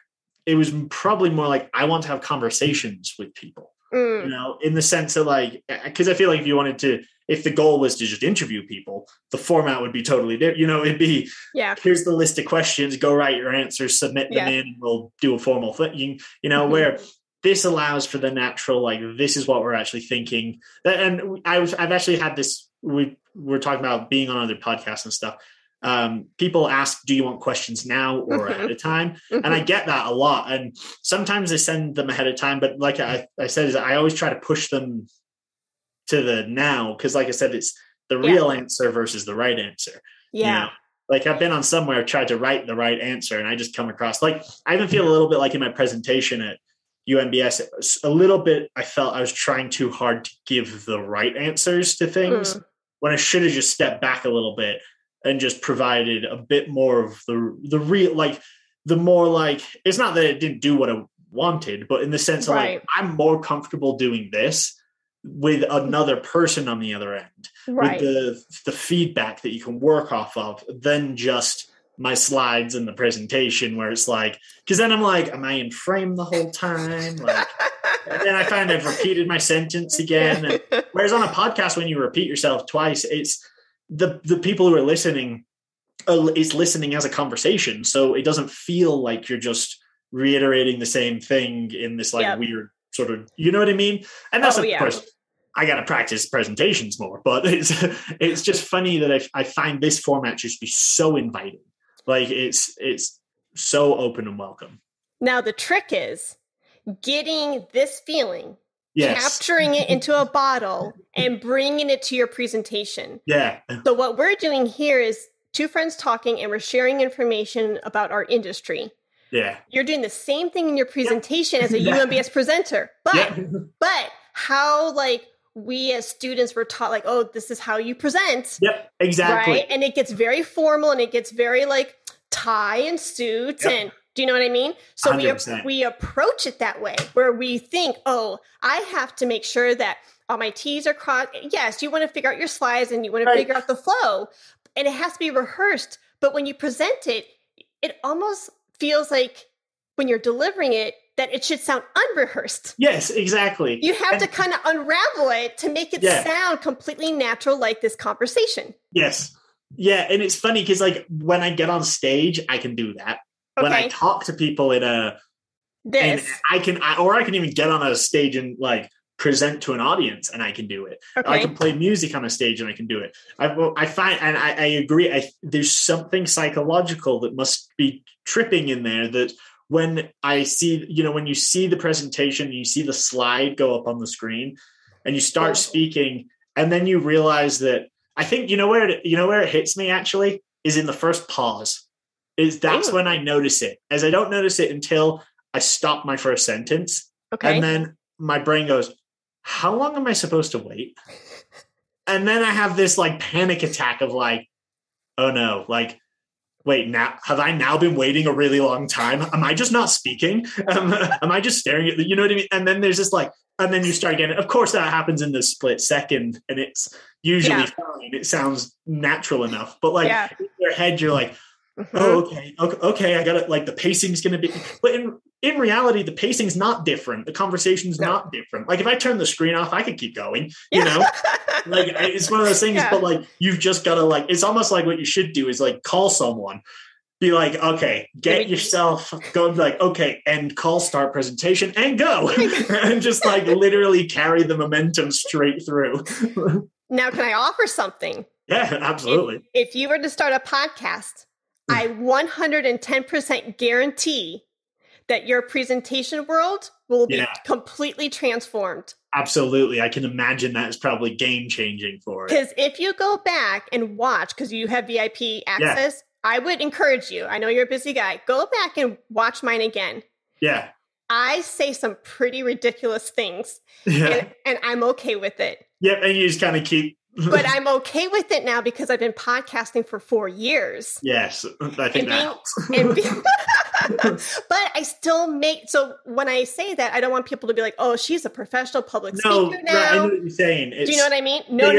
You're not making mistakes. When you make the mistakes, you're just going, anyway. I was saying something so dumb. I can't even remember what it was. I was talking about relationships and how it takes time to plant the seed and to nourish it, right? The point I was making was I had to date my husband for 3 years. Yes. Okay. I remember that part. Yeah. And I had a tongue-tied moment and I was like, oh, that kind of came out weird. Yeah. I remember it was like, you had to be I thought I had to be my husband. Be your husband for 3 years or something, and you're like, wait, no, that's all right. I wanted to date him anyway, and then you just rolled straight through it. Actually, that's a perfect example. Another one of that's a great example that I thought she handled it beautifully, and I was just laughing, just like on the other end, because I sympathize. I know the struggle with Jamie's little puppy. Kept like it would run into the room, bark a bunch, then run down the hall barking, and she's like, "Okay, hold on, I just need to go chase it down." And then would come back, and then she had him, and he'd be fine for a second. Then he'd start squirming around, and it's one of those like we all know exactly that scenario where you're like, or like even during the keynote, like the car horns go off in the background. That's the kind of stuff that like honestly I kind of love it. Like I think that really makes it so much like that actually helps break the ice, and like everything becomes a lot more comfortable. Like when like you're going like, is this thing on? Is this thing on? You know, and everyone's like, yeah, we can see you. You're doing that in front of the audience. You're like, well, anyway, hi guys. But you're spot on, because those are the moments that you connect with the person. Because you just said Jamie in her world was wrangling a dog. Yeah. And that's the part where that's the point of the conversation and the presentation that you remember. Yep. And I remember what she was saying too, because what clicked was the fact she didn't miss a beat, was she like delivered the presentation. The dog's like climbing over, and she's just like, anyway, so so technology is very important to having your business. And she just like didn't skip. I would have been like on the floor, like I'm out, like the dog's doing the presentation, guys. Whatever he says goes. You know? But I thought like that was so brilliant.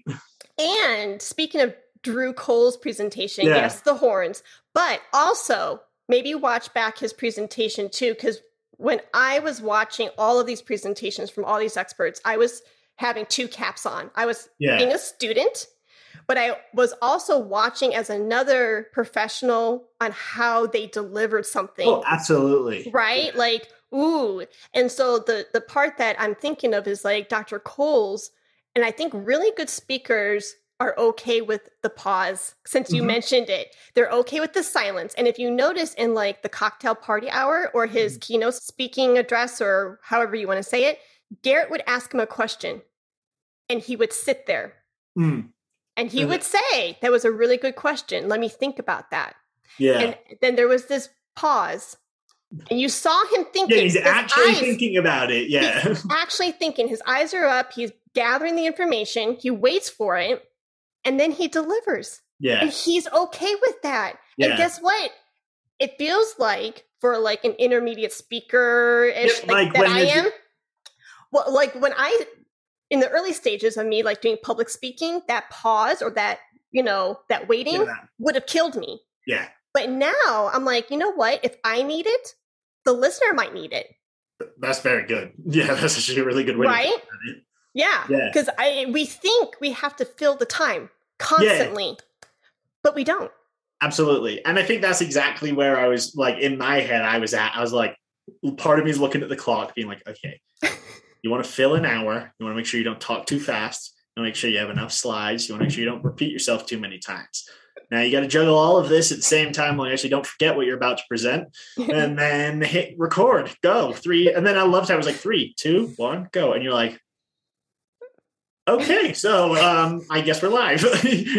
You're like, I don't get how news reporters are just like, boom, and they're on, Yeah. But it is that practice on those kinds of things. And it's funny because I've been on stage a countless number of times. Thousands. I've been in lots of big audiences countless number of times. Like I don't have stage fright. I don't have anxiety in front of an audience. I'm very extroverted when it's actually, I think that's actually what it is that when there's other people or anything to feed off, I become very extroverted, and I can immediately grab onto people's energy and just feed. And then I can run all night like that. Got it. So I can get on stage and play a concert and keep going because it's you're feeding off people, or do a presentation and you can see, as long as there's some motion in the room, I'm good. I think what my problem is closed the door. I like put the shades, slightly down so that it wasn't too sunny. And then I'm standing in a silent room. Yes. And then then the pause is also completely silent. So that's when I'm like, now I'm counting the seconds between the pauses because I can hear them. You know what I mean? And then your overthinking brain just takes over. And so for me, I think a little bit of distraction is actually what keeps me focused. Interesting. Huh. Yeah. Practice, of course, will solve that problem. But I have noticed that that's sort of my personality when it comes to this, any kind of engagement or event. Even if it's not like, it doesn't have to be live in the sense like the comments help. Like seeing the comments on the side, that really helped. Okay. That was one of those where like that was something I could feed off of. I see. And so like that was engagement, or like the thumbs floating up, like that actually, that was sort of when you would forget for a second that you were doing the presentation part, and you got back into that sort of, I'd snap back into my like, oh, cool. Okay. Like something's going on here. Because otherwise I feel like I'm just recording, a video for like, like I'll make videos for like demonstrations or something, and I'll pre-record them. And then, you do like 100 takes of the pre-record. Yeah. But you're live, so you can't do the, you got to just kind of keep rolling. I do it on my webinars all the time. Like I do workshops for Musey all the time of product features. And it's the same thing as me talking to a screen by myself. But that's when I find those harder to do than the office hours, where random people just show up and ask me questions and we talk, and I have no idea who's going to attend. And then it goes. So, it's just that my own weird brain. No, you're not wrong. You're giving out a lot of like, I can totally see where you're coming from. That's why I'm circling back and just thinking like, I think podcasting could really help with that. As long as you don't treat it like, when I hit record, it has to be perfect. And if it's not, I have to start back from the beginning again. If you don't go, do you know what I'm saying? Like if you just let the microphone go, pretend. And with that, so I think like being in a situation like that, I've become more comfortable, even though I can't see my participants. Right. I can still feel the room and the energy. And I think it's because of podcasting, and it's this element. The microphone, when I record solo episodes, and there's no energy for me to feed off of, but I have to remember my listener and my avatar in my head. Else I'm going to sound like a robot. I'm not going to sound like quirky. There's nothing coming out otherwise. I'm just going to sound really ridiculous. The microphone is like in my mind's eye, it's a picture of my sister or my best friend. Oh, okay. So you just treat it like you're literally talking to someone. Yeah. So I just have to move Bob Ross down to the microphone then. Easy enough. Exactly. And you're talking to him. I'll just talk to Bob Ross. But honestly, that really actually might help. Okay. It's one of those things like I just put it next to my microphone, but it's one of those like I can totally see myself being like more comfortable off the bat having an imaginary conversation with a bobblehead that's just sitting there. The bobbling is the reaction, honestly, is that like, and I feel like that that makes sense with the microphone, like having something. I think the screen doesn't help because there's actually too much going on. Then you start to be like, should I look up at my slides? Should I look in the chat? Should I look at myself? I see. So like having like something else to look at, to be like, I'm just actually going to look over here and talk to this. And like I would you, like I've been looking at you, like to the audience, it might look like I've been staring at the ground or something, but in my eyes, I've been looking at you this entire time. Yeah. So that's actually, I'm going to try that on my next time and let you know how it goes. Oh, awesome. Please do. Yeah, well, I'm going to leave him right there. So he's right in front of the microphone. I'm just going to keep him there because now, honestly, even I'll put him actually right there. So he's eye level with my microphone. I love it. Oh my goodness. Yes. Because that's what I've been thinking a lot about with the parallels of podcasting and music making. Yeah. So being okay with the ums, being okay with the pauses, being okay with the ahs and the weird moments. That's what we need to do as being an artist on stage. 100%. This is how we boost our musical voice, so that way we don't feel like, especially like these classically trained musicians, circling back to something else we were talking about earlier. It's so easy to be like, I've got to play everything that's on the page. If it's not perfect, then all is lost. Yeah. No, it's still Yeah. music. It still needs to breathe. You still Right? need to, do you know what I mean? Just like a conversation needs to breathe, and connecting with the listener on the other end of this conversation. We're connecting with them. Same thing on Absolutely. stage. You have to connect with your audience. And so I don't know the episode numbers off the top of my head, but I would love your professional opinion. I think it's episodes like 171, 172, and 173. If I got that right, that was then that. you get an award. Do I win $1 million or something? I hope so. Okay. So I think those 3 episodes I talked about boosting your musical voice and the lessons I've learned from podcasting. Oh, interesting. Okay, I'll check that out. That'd be very interesting to hear. Okay, so I think the more that we do here as like the human being more comfortable in our own skin, being authentic, being okay with being vulnerable. Right, yeah. Whatever instrument you put to your face or in your hands, guitar or flute, this is just an amplification of what's here. Yeah. And if this isn't in alignment where I'm okay with saying I'm going to be my husband for 3 years, if I'm not okay with that by now, right, then you're gonna be losing a lot of sleep for a lot of nights. those will haunt you for a while if you don't. But you can't. That's right. Silly things to actually bother you. Right, exactly. And so, and to me, it's like in that moment in time, I'm comfortable enough in my own skin that I know that I was prepared. Yes. That I practiced it. I did everything I could for that day to the best of my ability. I showed up 100% of what I could on Saturday morning at 10:30 a.m. Central. Yep. If something else happens, if a dog comes on my neck like Jamie, or if a cat goes across my screen, or if I say I want to be my husband for 3 years, well, you just roll with it. You got no choices at that point. Right. And same thing with what we do as musicians. We can practice in the practice room so many times, and you can have dress rehearsals. Like, let's do a run through. Let's see how this is going to work.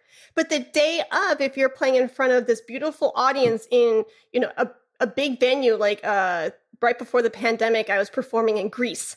Yeah. You're on stage and you're playing at the Archaeological Museum in Thessaloniki. That's a big deal. Yeah, that's pretty cool. But if something happens on stage, which did, like somebody came into the museum and slammed the door and everything echoed during E-Bear. Right. You're like, well, what am I going to do? I can't do anything. And you just have to keep going. Just keep rolling. I probably missed a couple notes because of that, but c'est la vie. Yep, that's it. It's funny because the way you mentioned that reminded me a couple of years ago. I had gotten stuck in a rut with music in the sense that I got to a point where I was like, it's not better than my first album, so it's not good enough. And so I got to this really weird place where I had written and released an album, put out another EP, and I was super proud of all of that music. And then I got to this point where like everything I started writing, I was like, it's not better. It's not better. It might've been as good as, which is the problem, because that would have been totally fine.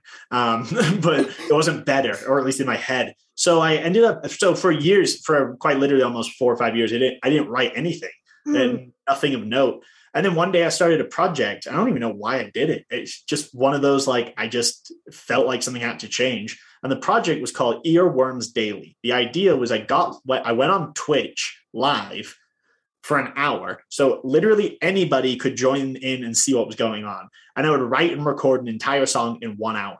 And the reason was that I gave myself no time to care if it was good or not.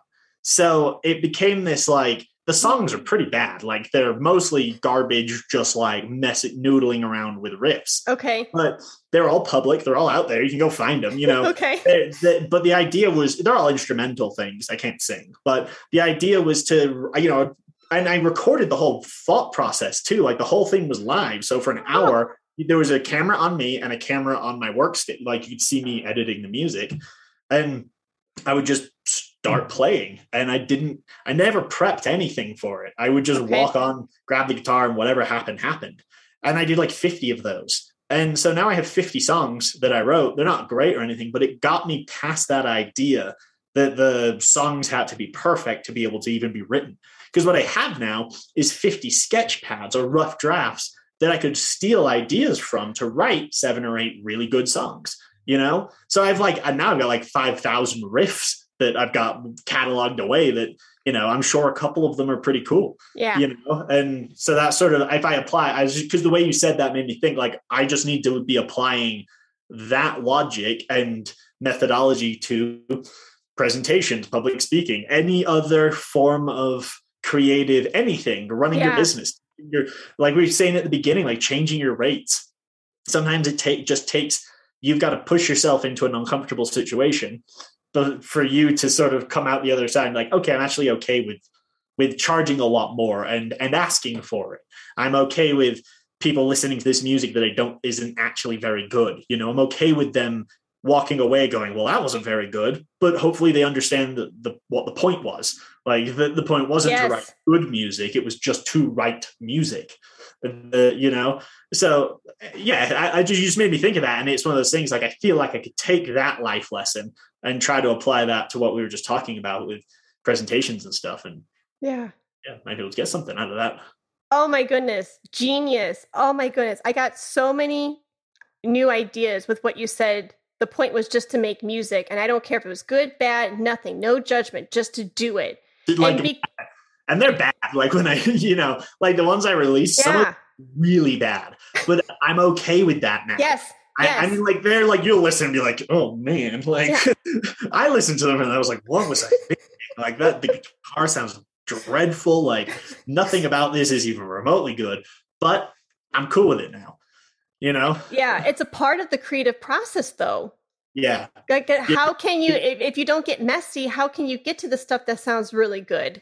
Yeah, and I feel like I had done that years ago and then forgotten how to do it because I spent so much time crafting these precision songs with a band, and was that, you know, I wanted to go play and be a famous touring musician. That was and so I had everything was every note was put through a microscope. Every like we literally would write out our music like written out so we could really decide, like, no, that needs to be F sharp, not F. That needs to be a 16th note, not a dotted 16th note. Like we get that particular. And then this was like, all right, drum beat 4/4, heavy rock. Okay, cool. Here's the bass line. Dum dum dum dum dum. Sweet, let's do that. And okay, let's just start playing.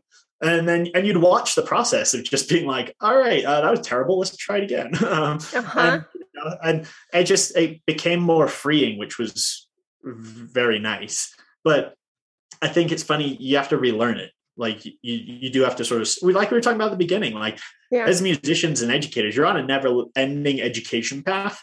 One thing we didn't mention is that you can forget the things you already learned and have to relearn them again. So that's also part of the continuous learning, is not only learning the new things, but re-tapping the old stuff so that you don't forget it all. Sam, I'm saying this from a very sincere place because I can hear myself saying out loud and people are going to be like, oh, Heidi's being like really cheesy right now. Like no, this is coming from a very authentic place. I could cry right now. No, seriously, that touched my heart so much because there's so many things that we're talking about that I've been stewing about in my own private brain for so long. And that's one of them, because I haven't been touching my flute as much because I've been building my business. I've been creating courses. I've been learning marketing. And part of me is like, oh crap, I'm not playing my flute as much. Yeah. What am I going to lose? And last week I had this private thought. I don't even think I told this to Eric because I have so many thoughts. I can't tell him. That feeling. You're like, I think she'll kill me if I keep speaking. I'm going to leave now. I can't tell him everything because at the end of the day, he would really kill me because I'm already such a talker. But I had this thought last week was, that's okay if you, whatever this means, you lost some of those things because maybe it was good that you lost some of the way you were approaching the instrument. Maybe it's good to like completely like rip off the shell almost. Have a refresh in the sense of like, do you know what I mean? Because I'm a different person than I was yesterday. Yep. And then I'm a really different person than I was 6 months ago or 12 months ago. So why would I want to keep holding on to things that don't serve me well, whether it's like flute playing or whatever? Like maybe it's good for time to heal some of those things so I can let go. So when I come to the instrument again, it's with this newfound joy or a new sense of wanting to learn or different curiosity or new perspective. Right. Yeah. And exactly. And so for a while I was thinking, and I was really down on myself, like, you're going to lose stuff. You're going to, do you know what I mean? Right? You're beating yourself up on it at first.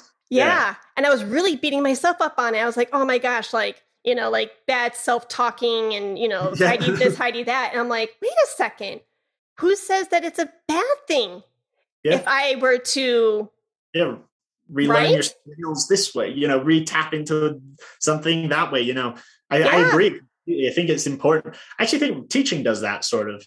Like when students ask me a question, like I was teaching the major scale yesterday or last week, and I did a terrible job of it. Like even I was confused at the end. I even said to my student, fortunately, he's like an older student. Okay. So I was like, on it, like just ignore absolutely everything I've said tonight.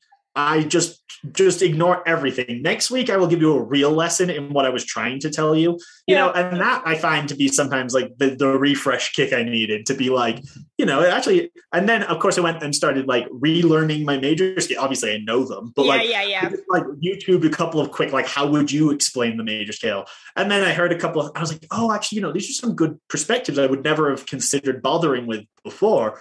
And then it was like, okay, now I have a much better lesson that I can prepare. Like I just did a bad job on my lesson in general. The normal lesson was okay, but this new lesson is way better, because I completely restructured how I thought about one of the simplest things that we do.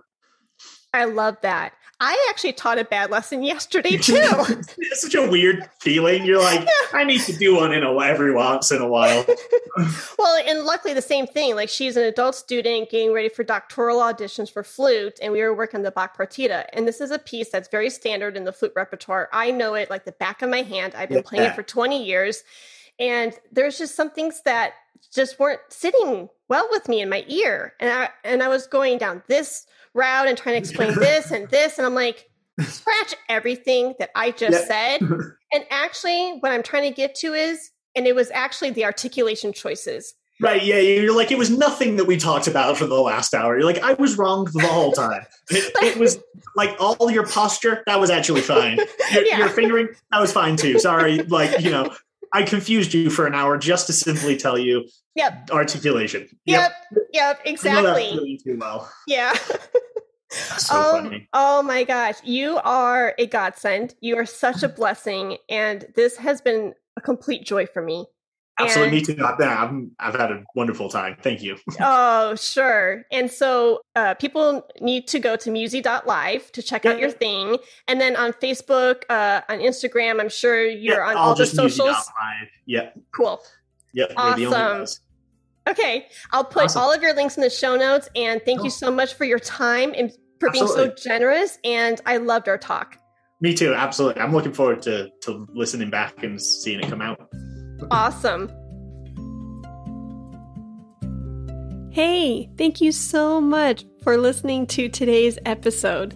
Remember, that 15-minute discovery call, that invitation is for you. I have helped flutists from across the globe really tap into their unique voice on and off the stage, and I want to do the same for you.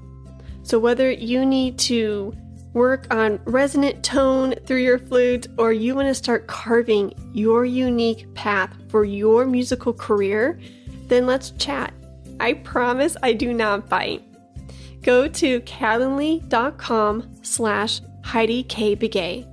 That's CALENDLY.com/HEIDIKAYBEGAY. I'll talk to you soon, and the link is provided in the show notes below. Thanks!